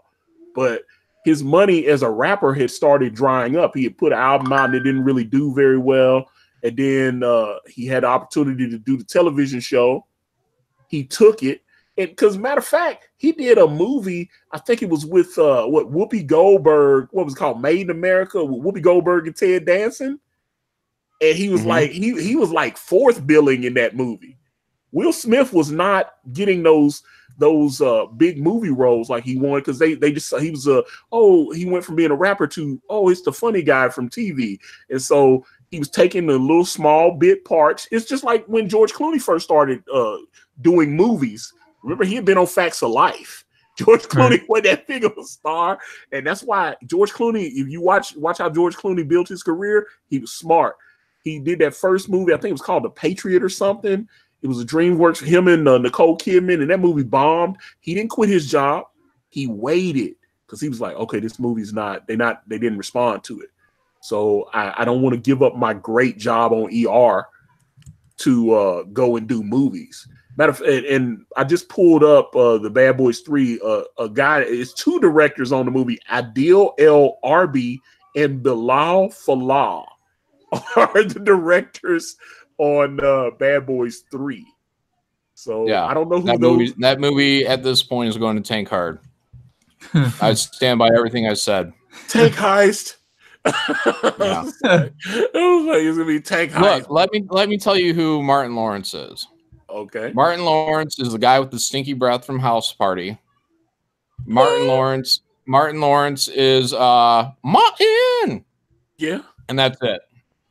That gives him a lot of a huge base though, especially in he's at least still black famous. Who's the leading man? Who's the leading man? Martin Lawrence or Will Smith? 2019. Who's the leading man? The last two Bad Boys has been Will Smith, because Will Smith got top billing in Bad Boys 2. Who's the leading man in general? Who can open up a movie? Who can open up a movie and make it a hit? Will Smith. Right. Where's the heat for Will Smith right now? Well, they did good on Bright, good enough where it got picked up as shit. Antonio, get out of here with Bright. No, Bright was okay. It was okay. Look, that wasn't Armageddon. Yeah, that wasn't Armageddon. I agree. That wasn't even that. What was that retelling of I Am Legend? Oh, I Am Legend, right? That's what they named it, right? Yeah. Yeah, in that movie it was trash, but it was still Will Smith. Look, man, Will Smith has no heater on him right now. I'm not saying this movie a year from now that things aren't going to change. I mean, a good trailer can do a lot for a movie. But if it's Will Smith and stinky breath Martin Lawrence running around in a car, yeah, I'm not sure. I don't know. I'm gonna have to see who the bad guy is. Well, the reason I'm saying that is because Martin did a big comedy comeback tour last year. It was selling out.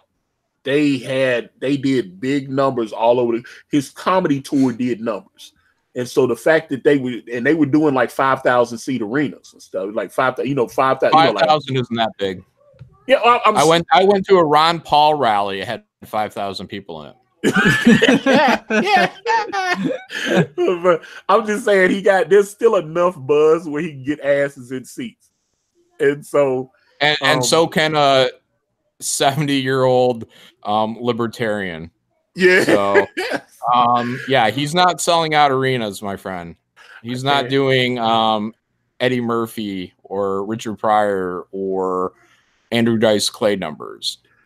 Well, even Eddie Murphy, which that's I'm glad you mentioned Eddie Murphy, because Eddie Murphy's got he's got the Netflix movie coming up. He got Dolomite coming up. So I'm looking with him and Mike Epps. So I'm looking forward to seeing Dolomite. And they just went into pre-production on Coming to America 2. So I was just like, oh, and he's using what's that woman that did she won the Academy Award for Black Panther, the costume designer, because she literally tried to go back in time and dress everybody like it was like 400 years ago in Africa.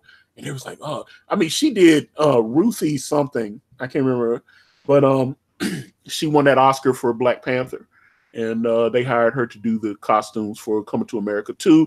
James Earl Jones is back. The woman that played, Madge St. Clair, she passed. Because she passed like 20-something years ago. I remember they hired her and James Earl Jones to do the voices in Lion King. And, she was, because they were like, hey, they were the husband and wife in Coming to America, so he'll be Mufasa and she'll be his wife. So they did that. But but James Earl Jones is back for Coming to America 2. They didn't say John Amos. John Amos, he was just on TMZ the other day, and he said he's not sure if they have not asked him to be in the movie yet. He was the guy, the McDowell's guy. So I'd be very curious because Eddie Murphy married his daughter in Coming to America, so he's available, but he has not been asked to be in the movie yet. Yeah. So now Eddie Murphy, for all his ups and downs, he's a straight up legend. So he still pulls heat. So I think everybody's waiting for Eddie Murphy to come out with a big win. Oh, I think Coming to America 2. I think Coming to America 2, because they said even they were talking about having Kevin Hart play Eddie Murphy's son in it or something like that. I don't know if that's gonna, because that would be funny if Kevin Hart was in there with Eddie Murphy's son, and then Arsenio Hall's back. Like I said, James Earl Jones is back. That would be. It would be, oh man, huge ass Eddie Murphy be on those transvestite. Oh man, that's it. He's never gonna live that down. He's got 6 kids, and he's never gonna live that down. But I mean, you get picked up on Santa Monica Boulevard, picking up a transgender person. Mm-hmm. That is, they're never going to let that. But we still love you, Eddie. We still love you. Yeah. I'm a big fan of Eddie Murphy's, and I'm definitely going to see Coming to America too. I hope it's funny. I hope Dolomite's funny, because Rudy Ray Moore, I mean, you know, you can't be black and from the hood like me and not know who, you know, especially my parents were old school. They used to play all those like the Dozens tapes and stuff like that. You would hear Richard Pryor, you would hear Flip Wilson albums, you'd hear Rudy Ray Moore, Way Down in the Jungle Jeep. The badass lion stepped on the signified monkey's feet. You know, it's like, I know Rudy Ray Moore, I know Dolomite. Those movies, black folks bootleg those movies constantly. And so for Eddie Murphy to actually be playing Rudy Ray Moore, that is huge. I'm surprised they're not releasing it in the theaters though, because I think there's enough interest in that movie. But Netflix paid like $100 million for that though. So Dolomite is. Yeah, didn't they do a Dolomite movie with Eddie Griffin? Was that Eddie Griffin? I know the Eddie Griffin tried to play Richard Pryor and it didn't work for me. He did a Richard Pryor movie that was kind of mediocre to me, and because he don't look like Richard Pryor, he's funny, but he don't look like Richard Pryor. So I was like, why is this real dark dude playing Richard Pryor? He doesn't even look like him. And that's why when they were talking about, like, I saw there's actually leaked footage online of Marlon Wayans audition. Yeah, Marlon Wayans auditioned to play Richard Pryor, and then they turned him down, and then they said Mike Epps was going to play him. Then they even said Nick Cannon was playing Richard Pryor. So I'm like, who playing Richard Pryor? Somebody got to be playing it. I think Marlon should have took the role. Marlon's audition looked actually pretty good to me. Yeah. I will say that. I thought he took it serious. He wasn't joking around. Yeah, he wasn't joking around. He actually I thought he did a good. I think they don't think he had enough name recognition, so they was like, "Oh, Mike Epps." And then I've been hearing for 5 years Mike Epps was going to play Richard Pryor, and they even said that Richard Pryor's family picked Mike Epps. So I noticed that movie ain't been shot yet though, and Mike Epps is in Dolomite. So I don't know. I'd like to, like I said, I'm very much looking forward to the Dolomite movie. I'm definitely looking forward to Coming to America. But one thing I actually saw this morning when I woke up, because I'd be looking for things to do videos on, and the singer Akon actually said that he hopes Eddie Murphy actually hires some African actors to play in Coming to America too, because he feels like, just like in Black Panther, most of those people playing Africans in Black Panther weren't Africans. You know, they only had like 3 African actors. The rest of them were just like Americans and stuff. So. Right. So and I understand Akon's from Senegal. He feels like they're not hiring actual Africans to play Africans. So I am curious about that, but it doesn't bother, because they had Lupita Nyong'o. Her family's from Kenya. And then what's that? Danny Agura from Walking Dead. Her family is from Southern Rhodesia, which is now Zimbabwe. But she was actually born in Iowa. She's born in America. And then you had Daniel Kaluuya, the guy from Get Out that was in Black Panther. His family, they're from Africa, but he was born in the UK. He's British. So they come from, I think they came from Uganda. So it's like, they came, both his parents, they came, they got together and they just moved to Britain. So he's actually British. So it's weird when you're like, I took this part, so it's weird when you hear, because he doesn't have that African accent. Lupita is the only one that kind of has the authentic African accent. And I looked into her background, even though her family's from Kenya, she was actually born in Mexico City. She wasn't even born in Africa. Her family left Africa in like 1980, if I'm not mistaken. And she's got 6 siblings. She's got 6 brothers and sisters. So, but 0 Wakandans, according to Rodwell Stevens, were casted in Black Panther. yeah, Wakanda forever. I was like, yeah, that is true. Zero got lighted fan. That's why they're called actors. What are you advocating here, Antonio? That people from Africa have to play African roles? No, it doesn't bother me. It seemed to bother Akon. But like I said, Akon's African, so I understand. Who's Akon? The singer. The singer, yeah. Yeah, I don't know. Yeah, I know you like trust won't me. let me out. Yeah. Akon had so many hits, man. It's like what I'm trying to think. What would I wanna? He ain't got that many. I ain't heard of him. I guarantee you, I can play one of his bigger songs because he's the guy that discovered Lady Gaga too. He signed Lady Gaga's "Just Dance." Him and Akon. That's her and Akon on that track. Wanna be okay? I know you done heard "Just Dance" from Lady Gaga because that's Akon on that track. Oh, is there rapping in there or something? No, he's a singer, John. He's not a rapper. What did he sing on that song? He's singing the hook. Just dance, wanna be okay. I thought that was a girl. Yeah, she's singing the main, and then he's coming in on the chorus. Oh, wow. He sounds like a girl when he's singing Just Dance.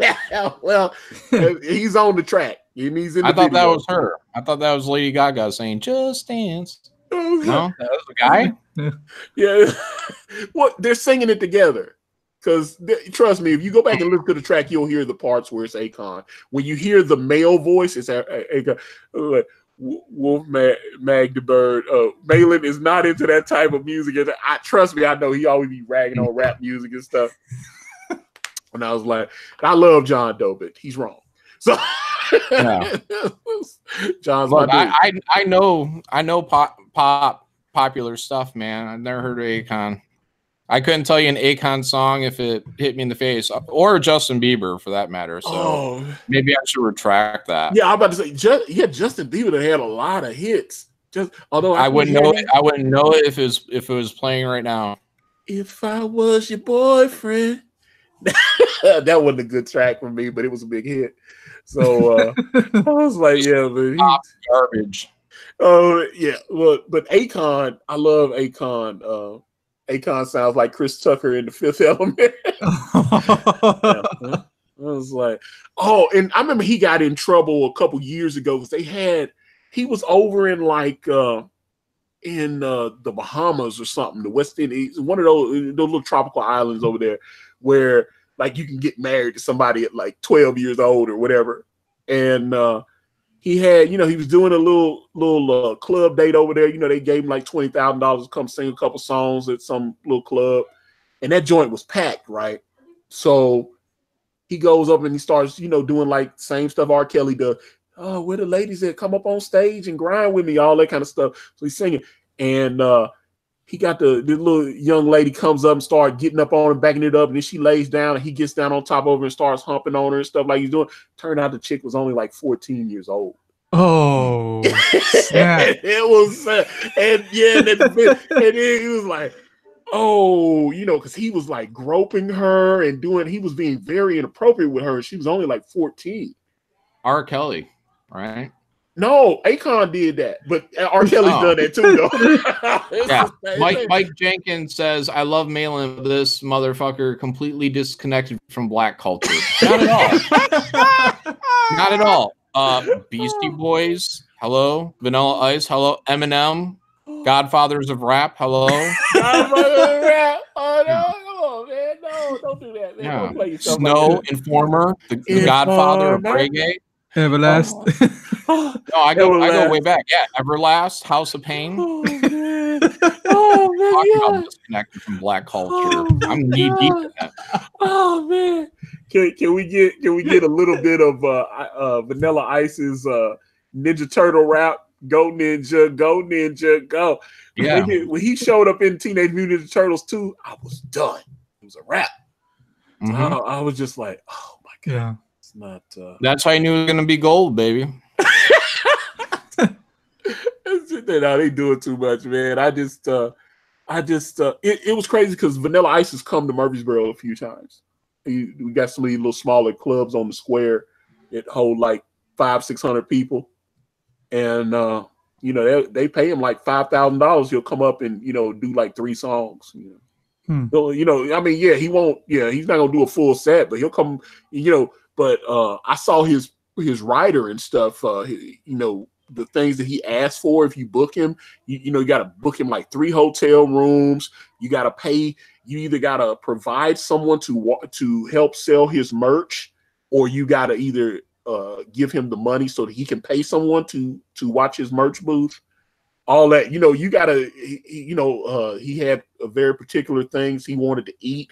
You know, you can't just go get him fast food and stuff. He wants like high quality meals served to him. And so I saw his rider and I was like, oh my God. But I mean, you know, it was that kind of, he's only going to do like 3 songs. And it was that kind of thing. So you're paying for everything.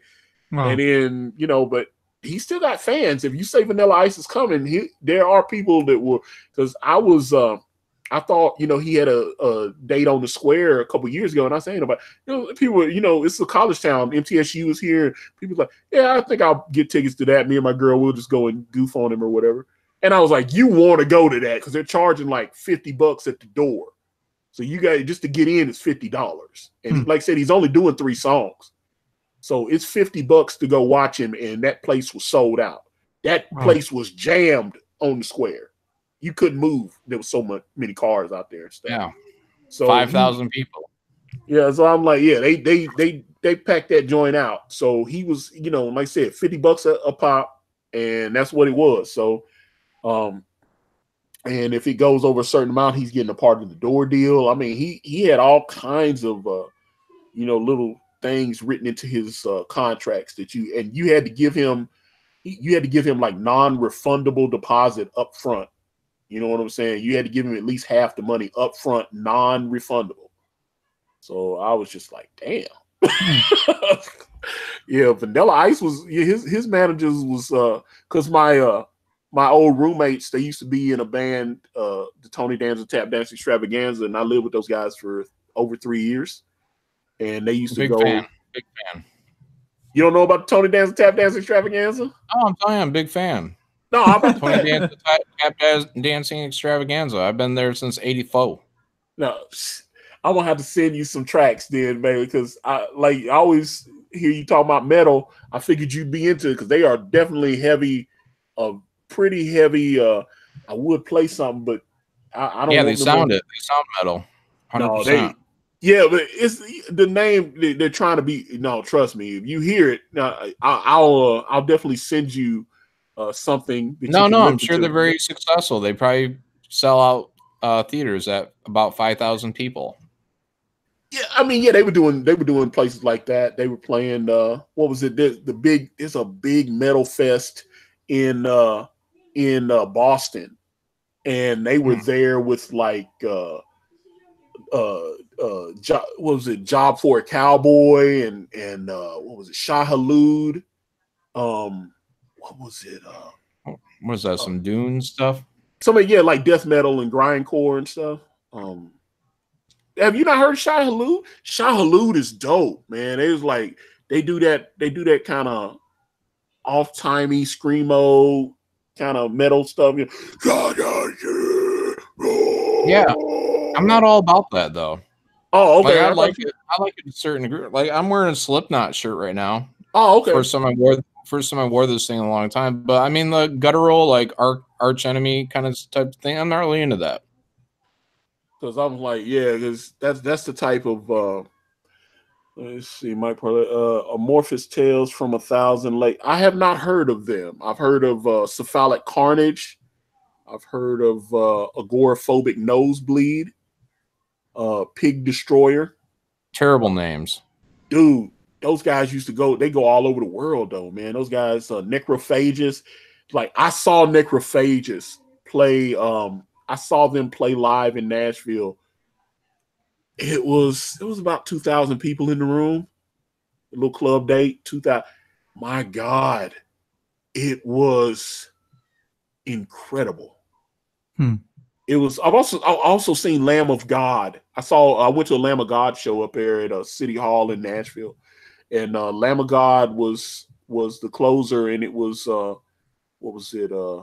Gojira, and I think it was damn, the other Machine Head, Gojira and Machine Head, and there was another band that was supposed to be there, a band called Trivium. I think they're out of Louisiana because Brad actually knew one of the guys from. I think he was one of the guitarists for Machine Head and or for Trivium, and then they pulled out of that date. But yeah, Gojira was their first. They're out of France. They're a great band. My God, it was let's see, 7-string Skyline, Lamb of God is trash, Gojira and Machine Head are dank. That was a great show, except when they did that Wall of Death shit. When they did that Wall of Death, I was glad I was terrible. Dude, you don't want to be at the Lamb of God show when they do. They got sued over the Wall of Death. They got because they split the room in half. They'll be like, oh, the guys in the front, they go, okay, some of y'all step back 10 paces, and then the other half step back the other way 10 paces or whatever. They make it where there's a big gap in the middle of the floor, and then they go, okay, no, then they run at each other just trying to get to the other side, kicking and punching. Well, that's dumb. They do that hardcore dancing. And I was like, I got kicked in the balls at one of those shows. Dude kicked me in the nuts. And I was like, oh. And I was just like, and my friend got beat up. He got mad because I was like, I stay in the back because I know when they start doing that hardcore dancing, I saw a girl got punched in the face. Oh, my goodness. We went to there's a band out of Knoxville that got signed to Metal Blade, a band called Whitechapel. They were on like Headbangers Ball a few times and stuff. But there was a band called Whitechapel, and they did their show up in Nashville, and they had these little kind of funky hardcore breakdowns in there, and the guy working their shows, when they would start doing it seemed like almost every song had that little breakdown in it, and when they would go into those little breakdowns, the guy would start flicking the lights and stuff, and when they start flicking, it was so bad. The owner of the venue said, stop flicking the lights, because people were getting punched in the face when they do the breakdown. They were and put pow, pow, pow. And I was just like, okay, so there's some people that know who Whitechapel is, because I was like, it was crazy. Like, Whitechapel, I thought they had a great set. But my God, I did not, when they started doing those breakdowns, I was looking because I knew people was about to come out with the elbows, people punching and kicking. Like I said, I got kicked in the balls at Whitechapel. I got kicked in the balls at Necrophagus, and it was not pleasant. So I was that stuff has never been appealing to me. When I was younger, I went to Metallica. Yeah, smoked a lot of weed, and up on the hill because it's at Pine Knob. So it's this what is it, like pavilion kind of type concert area, and then it's the lawn.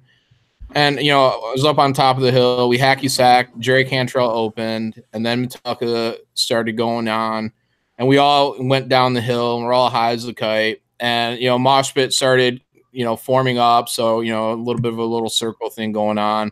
Then one dude just became an asshole and started kind of getting physical with people too much, and then half the circle took him out. And I was just like, I don't even really, I'm just not into swinging my arms and, pushing up on people, and definitely not being pushed up on. So I just kind of made my way out. That was my brief moment with a mosh pit. I was like, I didn't know. Like I said, I was ignorant to it because a lot of times I'd go to these clubs because that's the thing. I'd be like, there'd be two black people there, and I'd be the only other black person there. We'd look across the room at each other. It's like, and everybody start that hardcore dance. I seen people getting jumped. People would wait for after the show, and they beat people. Three or four people beating one dude's ass. Those hardcore shows were intense. Yeah, you got balls, because I tell you, if I was at a rap concert and mosh pits were the thing, and me and there's two other strange white dudes in there, fuck no, I'm not going in that mosh pit. They would be looking at they would look at me like, hey, they was like, hey, stay close. Don't get crazy, because I'd be like, what's gonna happen? What's gonna happen if I go in that mosh pit? Some asshole is gonna kick me in the nuts. Mm-hmm. Yeah. I was like, I got, like I said, my buddy, he's a hardcore metalhead. He's always with the the studs on his jacket, the whole, he's got the leather jacket with all the little, he looks like who doesn't? Who doesn't? All the hard earrings and all that. And he went, and the guys started doing that hardcore. I tried to warn him. I was like, stay up against. He's like, no, I'm going to enjoy myself. I'm going to have a good time. Boom, he got punched in the face. Then he swung at it. And all of a sudden, he was in a pile with like 4 people. They ripped his earring out. His ear was bleeding. And after that, I tried to get him. I was like, hey, there's another show coming up in a couple. No, I'm not going, man. No thanks. He didn't want to go. He was done. Yeah. No way would I go into a black concert hall and try to engage in a mosh pit. I'm not even going to tempt fate like that. Yeah, it was just. And I mean, people getting earrings pulled out, that's not normal. And people getting kicked in the nuts, that's not normal. Yeah, I tell you, man, for every 20 cool people in there, there's going to be one fucking shithead that's going to ruin it for everybody. Yeah, and that's the one guy I'm just going to avoid all completely. So. No, I wouldn't be hopping in a mosh pit, a black mosh pit. I'm barely going to hop into a white mosh pit. So it's a little ridiculous. But I was like, no, I'm seeing white people getting their ass whooped at these hardcore shows, but they just didn't understand. Dummies. Bunch of fucking dummies. And my buddy Fahad, he's an Arab dude. He's an Arab dude, but he's a metalhead. He actually is a computer guy now. He does he did what's that movie Sausage Party for Nitrogen Studios, the Seth Rogen movie. He actually is an accredited. He did the computer effects. He was on that computer effects team that did Sausage Party, and the other cartoon, that the troll cartoon or whatever that's on Netflix now, that he's working on that one as well. So he had to move up to Canada to take that job, but he went to MTSU, and I went to a couple metal shows with him. He loved to mix it up. He would wait for him to start moshing, and he would dive right in there. And I'm seeing him getting punched and hit. And he would come out like, yeah, that was fucking great. He loved that shit, man. He loved Fahad, just loved mixing it up. And I was like, dude, but we were in our 20s. Like that. Yeah, but now he's pushing 40, and I'm like, dude, I can't get my ass whooped 3 or 4 times a month like that. Because I saw him take a beating, boy. He would take a beating. I said, he's like, oh, it's just a little blood. And I was like, oh, dude, no. It's just a broken nose. Yeah, I saw people get, like I said, when I went to Lamb of God, when I saw them, they did that wall of death, and this dude, I saw him get hammered in there. He got destroyed. And we were walking out of the show, and I saw him. I was standing there because I got out the door first, and my buddy Sean, he was still in there with the crowd. So I'm just standing out there waiting on Sean to get through the crowd and meet me outdoors so we can go to the car. The guy that I saw get wrecked in the wall of death, now he's bleeding. His lips bleeding, his shirt got ripped, and somehow he lost one of his shoes.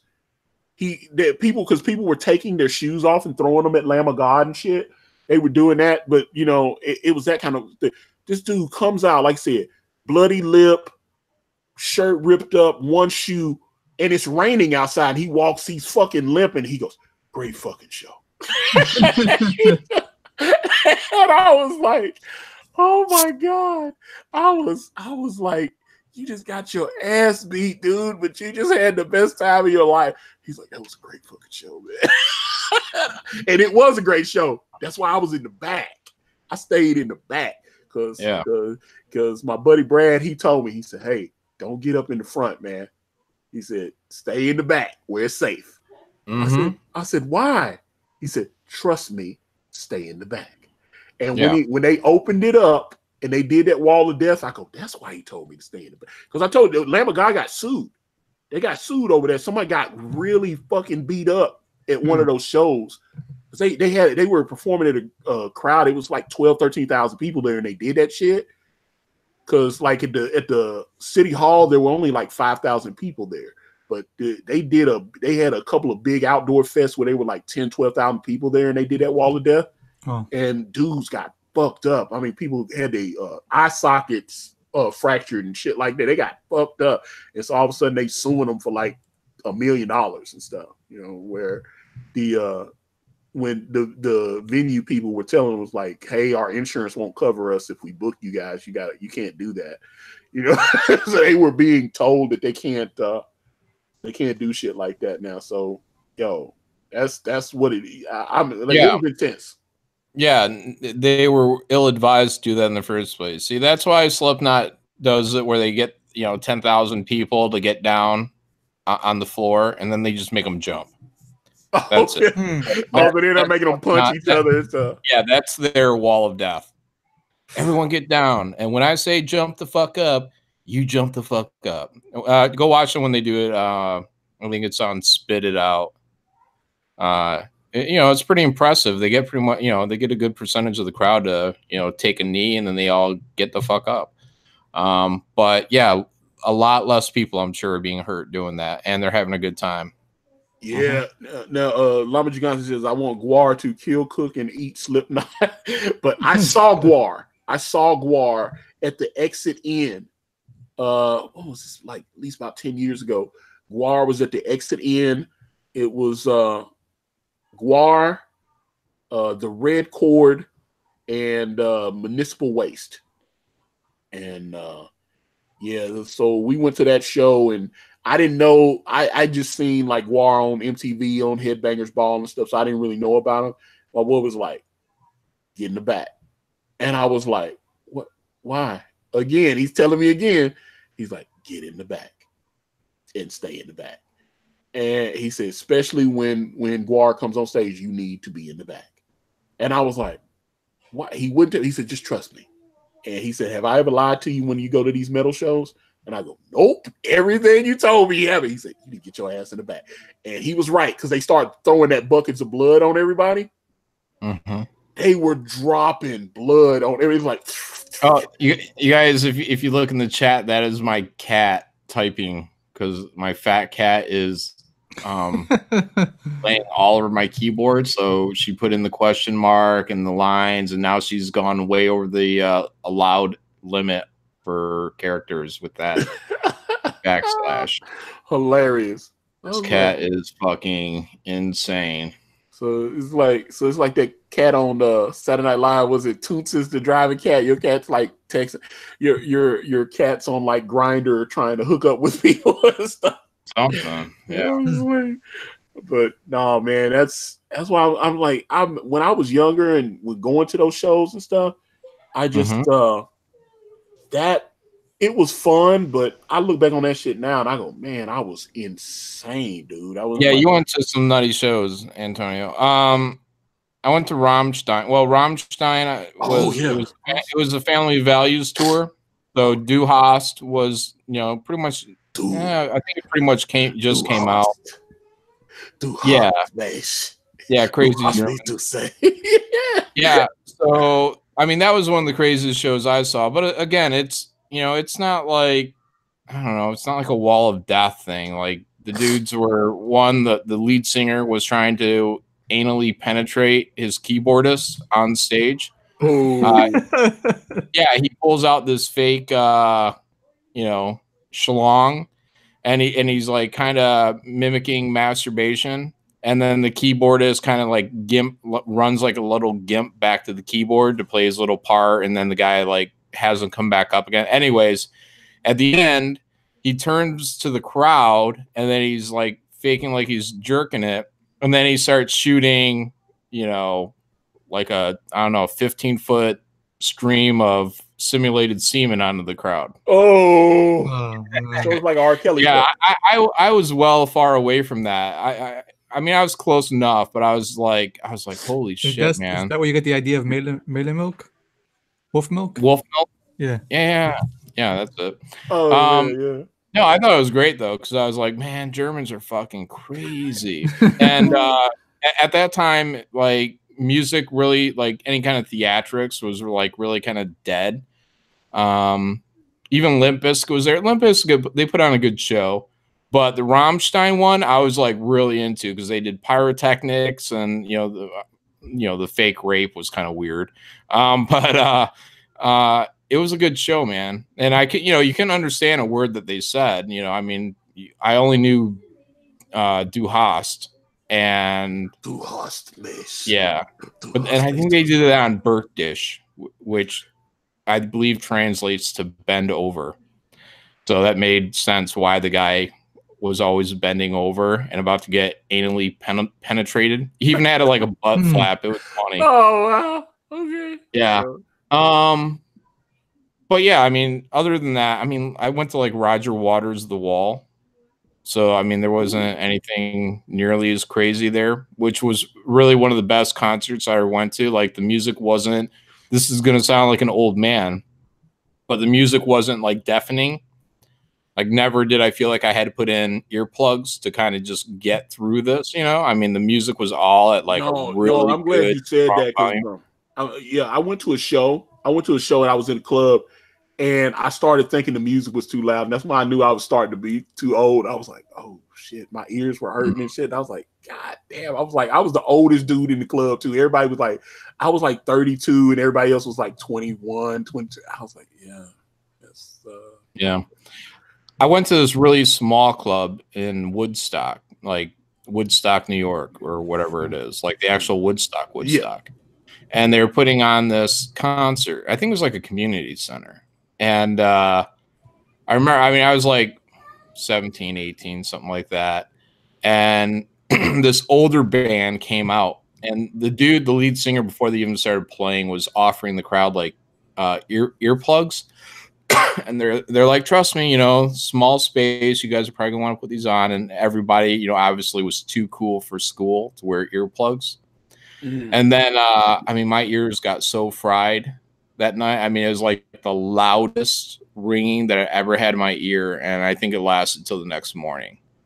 Like it was just like an old dude giving perfectly sound advice. Dumb ass kids just, fuck earplugs, man.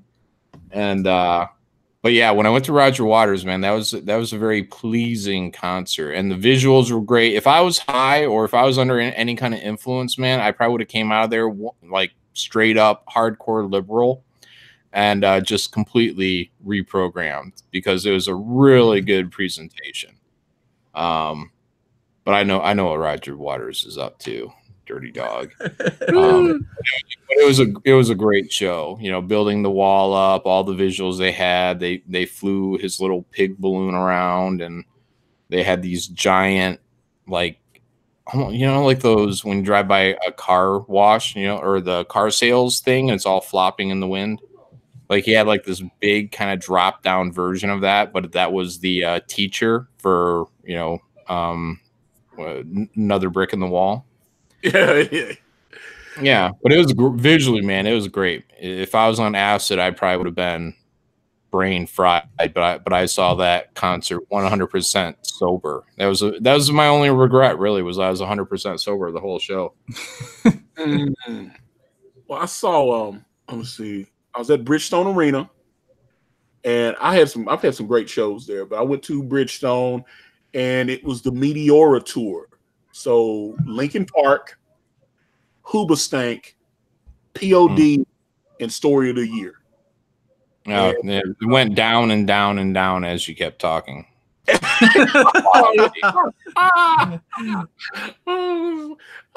you didn't like any of those bands, or no? No, I like Linkin Park. Okay, because and I respect the rapper on there a lot more when I found out he was really the big push musically behind that band. Because I couldn't stand him, and I was like, man, why do they keep that rapper around? Like, why don't they just use Chester Bennington in the band? Like, why do they keep the rapper around? And then I realized that the rapper is pretty much he's the Roger Waters of Linkin Park, is what he is. Yeah, he's the creative driver. Be able to make moves without him because, but that was a great show. That was their first concert in Nashville, and then they came back like one more time, and or at least a couple more times. I know Linkin Park came back before Chester unfortunately decided to end his weary existence. Yeah, why do you think he did that? You think he did that because their last album was pretty much them being turned into a fucking boy band? Yeah. It was disgusting. I saw a video for their last album, and it was complete boy band bullshit. I was like, what the fuck is going on? Trying to make them commercial. I wonder if that's what killed him, because it screamed from top to bottom sellout, and they had no reason to sell out. They were a respected band. So I was like, but no, well, they were still good when I saw them. And Hoobastank had they were huge at that point because they had The Reason, and The Reason was blowing up. I was like, that's an and The Reason is. I remember I went on a date with yeah. Man, I remember that. Oh. And me and her like just drunk, and we're like singing to each other. We're gonna listen to this song forever, man. Yeah. So we smoked some weed on the way up there. We were like, we're driving down I-24, and she's driving, and she passes me the joint. I'm puffing. We're puffing back and forth and stuff. Just driving down I-24, and we get to the stadium, man. It was just great show though. It was great. I tried to slip into premium seating and not have a pass, but there were so many empty spaces there, and I was like, hey, let me just get in there.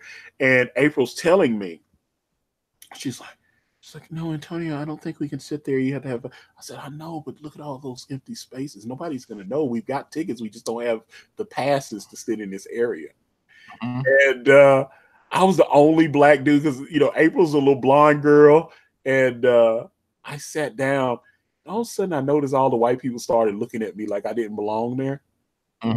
They looked at me like, and I saw the one guy, and he like whispered over to the chick that he was with. He was like, I said, oh shit, something's up. Uh-oh. And she said, are they about to get us? I said, I don't know. Something's not right. And he got up like he was going to get some drinks or something. He got up. He went and got the security people. And all of a sudden, they come and talk to me. They go, excuse me, sir, do you have your pass for this area? And I was like, well, I got my ticket. They said, well, this is just this is a general pass. You have to have a second pass to sit in this area. And I was like, oh, no, I don't. You can't be here then. You have to go somewhere else. And I was like, yeah. And I was just like, I was like, yeah, dude, snitched out. I knew he was looking at me hard. It's like, that guy doesn't belong over here. And he just I did pretty much the same thing at a concert, but I got away with it. Well, probably easier for me to blend in with the crowd though. Yeah. So I'm not a 300-pound black dude. So because April was like, Antonio, you're very intimidating to me. I was like, I was just sitting there though. I think it's that you stick out like a sore thumb in a group of 1,000 white people or 10,000 white people. Yeah. There weren't a lot of black people at the Lincoln Park. Same thing. If when I went and did that at a concert, I think it was another Korn concert. I saw Korn twice, and I don't recommend it. But yeah, me and a group of other guys, we just like ran past the security at the door, and we just all grabbed seats and kind of tucked into the crowds. Got better seats. No, okay. But you just told me my buddy Jimmy, he breaks into Titans football games all the time without having tickets. And I go, how do you do that? He said, dude, it's easy. He said, this is how you do it. He said, just wait till halftime. He said, when they go to halftime, he said, you just wait till everybody starts walking back in, and then instead of you don't have a ticket, so you just kind of bullshit your way, like just grab your cell phone, you're like, yeah, man, blah blah blah, and just act like you're talking. He said, if you play it right, he said they're not even the security guards at that point. They're just gonna wave you right in. You got your jersey on. They're just gonna think you're coming back to your seat. He said a lot of people leave at halftime anyway, so that you can find. I mean, that dude, he never paid for tickets. I said my black ass can't do that because I get stopped. Even when they're doing the rant, I've noticed I've been in those lines when they go, hey, we randomly search people. So some people get waved in and then they pat other people that I always am the guy that gets stopped and patted down. You like that kid from Shazam? You got that face? You look like you're up to something. I thought he was bullshitting, man. That dude, he pulled his cell phone out. He had this dude was walking up. He would go, like I said, he didn't pay for the ticket. He was just out there tailgating. So he'd wait till halftime and then he'd bullshit his way in and he'd walk up to like the 50-yard line and get front row seats on the 50-yard line. And he's taking pictures on his cell phone. And there's one of the greatest games in Titans history where the Titans were playing the New York Giants. It was Vince Young and Pac-Man Jones, Adam Pac-Man Jones. And we were getting killed by the Giants. And everybody left the game, right? And then Vince Young led this great epic cut. Pac-Man did an intercept. He did like a pick six or something. And all of a sudden there was this great epic comeback. And we beat, everybody was trying to come back when they were listening on the Titans radio network that the Titans were actually coming back to win the game. And people were trying to, they wasn't able, once you leave, they don't let you back in.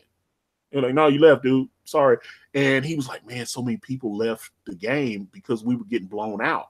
So he said, I bullshitted my way. He said, I didn't even buy tickets. I was tailgating. I bullshitted my way in. And he said, I just walked up to the 50-yard line and he's showing me all these. I'm like, he was right there in the front row on the 50-yard line on one of the greatest comebacks that the Titans ever had. And he didn't even pay for the ticket. And I was like, they would have stopped my black ass trying to walk. Like, because when I went to the Titans game, I had to have the bracelet, the ticket, the whole day. The security always checked me when I was coming back in. I saw they would just get the. Oh, you're a big guy. Yeah, they was. All, yeah, you look like you're up to no good. Yeah, I don't. Because when he's telling me, he's just, like I said, he's just he's an electrician, just regular little young white dude. He just looks like an average guy. And so I watched what he did, and he just bullshit his way in, and they didn't, like I said, they didn't even check him. But me, when I show up, they're like, excuse me, sir. Yeah, I'm like, it's like when I went to JW Sexton. So, we used to have a principal. He was like Morgan Freeman in that, what was it, Lean On Me? Yeah, right. They used to call me. He'd patrol the halls, and he'd be looking for people that are just cutting class and shit. But I got stopped by him several times when I was there. But all you had to do is start making a move for your pocket. When he's like hall pass, and you start making a move for your pocket, and as soon as you start reaching, he just waves you by. It's like, go on. Like, okay. So you never had to show him the hall pass as long as you started reaching for it. He was always in a hurry. Yeah, he didn't have time for this shit. Yeah, he had to make sure you weren't robbing somebody down the way. Yeah.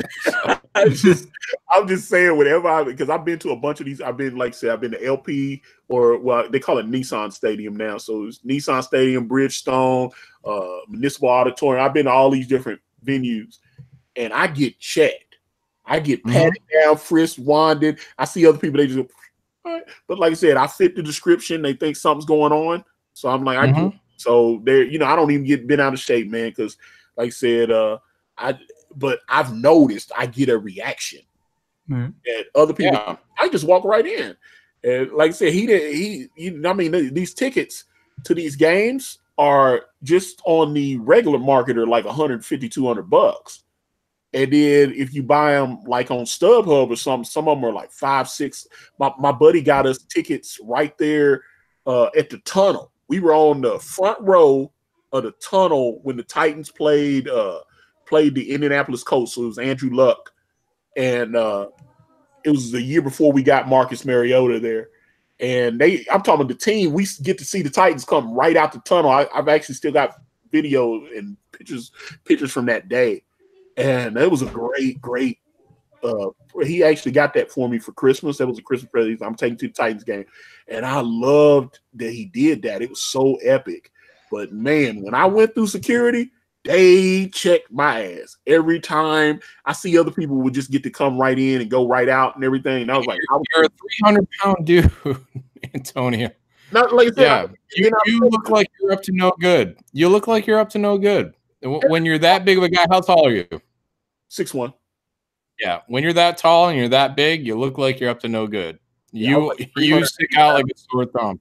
Yeah, just like when I was younger and I looked like I was up to no good.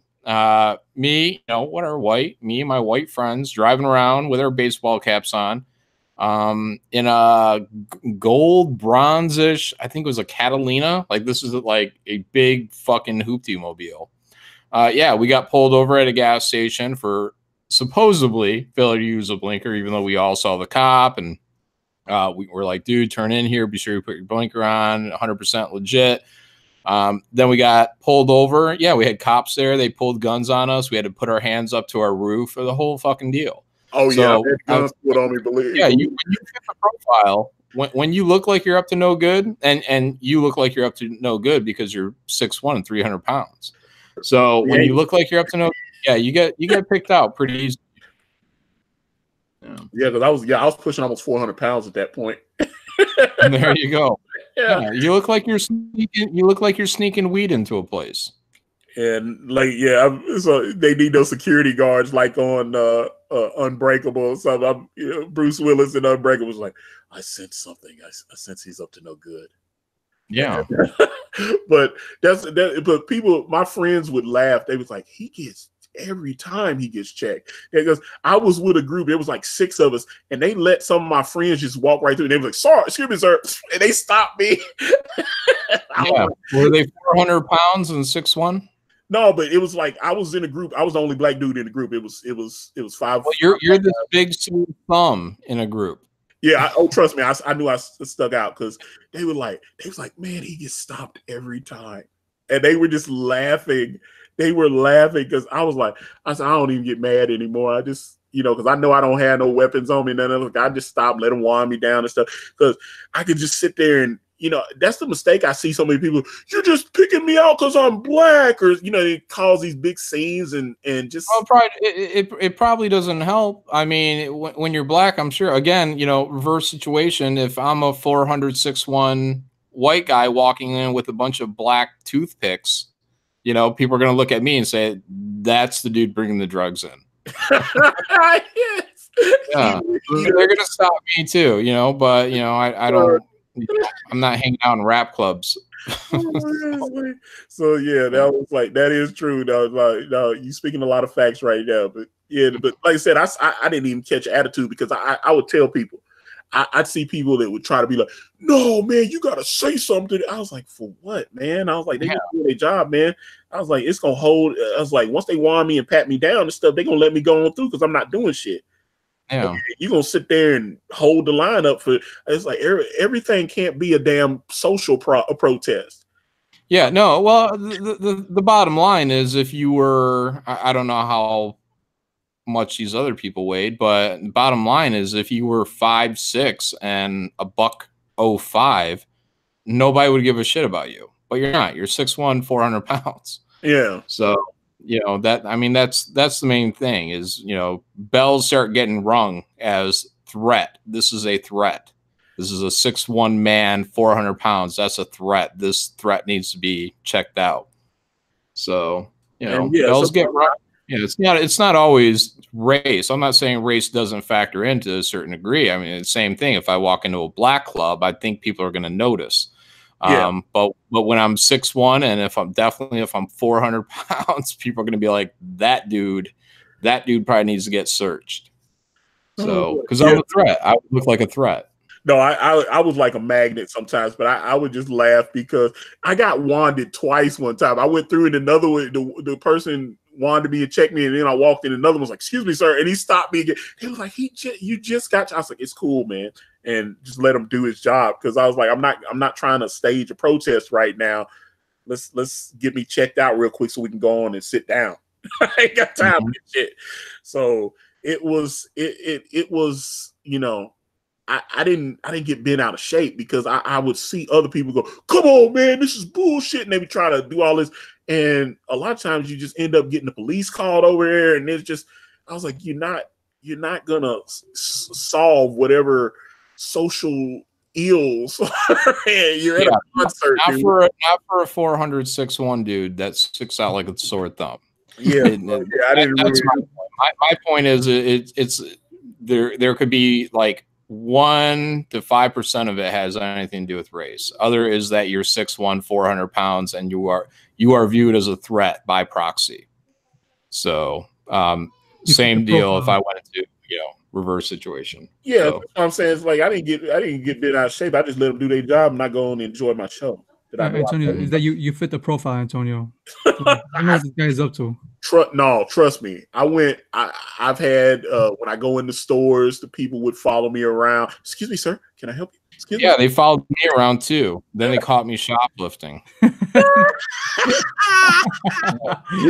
mean, this shit happens all the time. So it doesn't matter. It doesn't matter where you're at. No, you see somebody like Jon. I get followed. Yeah. Oh man, that's funny. John, that's hilarious. Then they caught me shoplifting. Yeah. True. Yeah. Now, you see somebody like Jon Malin. And look, if you're a security guard at one of these places, that's what you do. Again, you look for the person that is. Look, you profile. You look for the person that looks like the biggest threat to your business. Right. Right. So again, race, maybe it factors in like 0 to 5%, but it's the guy that looks like a asshole. That's the guy you follow. You know what I mean? So I have a little bit of an asshole, about me. So and I'm a 6'1", 230 guy. So I'm sure I've been followed more than a handful of times in my life. Like seriously, like keep an eye on this guy. So I don't know, get a bit out of shape, man. Like I said, because once the person changes, they go, "Thank you, sir," and everybody's friendly, and we're just going about my business. I was like, I've seen people. I try not to hang around people that just try to make a damn scene all the time. Mm-hmm. It can't be. You know what I'm saying? I can't. Yeah, I was just like, dude. I'd love to make a scene all the time, but I'm just trying to get on with my life. Yeah, exactly. There's plenty of things that are unjust in the world, and these are at best inconveniences. So as long as it's just an inconvenience, that I can keep trucking on. So though when the cops did pull me over and we had to put our hands up on the hoods and all that stuff, they did empty my. At the time I was younger and I was smoking. They did throw my cigarette lighter into a bit of snow that was still on the roof. So my cigarette lighter didn't work. So that really sucked. And then one of these cops thought he was a funny guy and handed me a joke lighter, and it like zapped me. Oh, yeah. Yeah, and I wanted to deck him.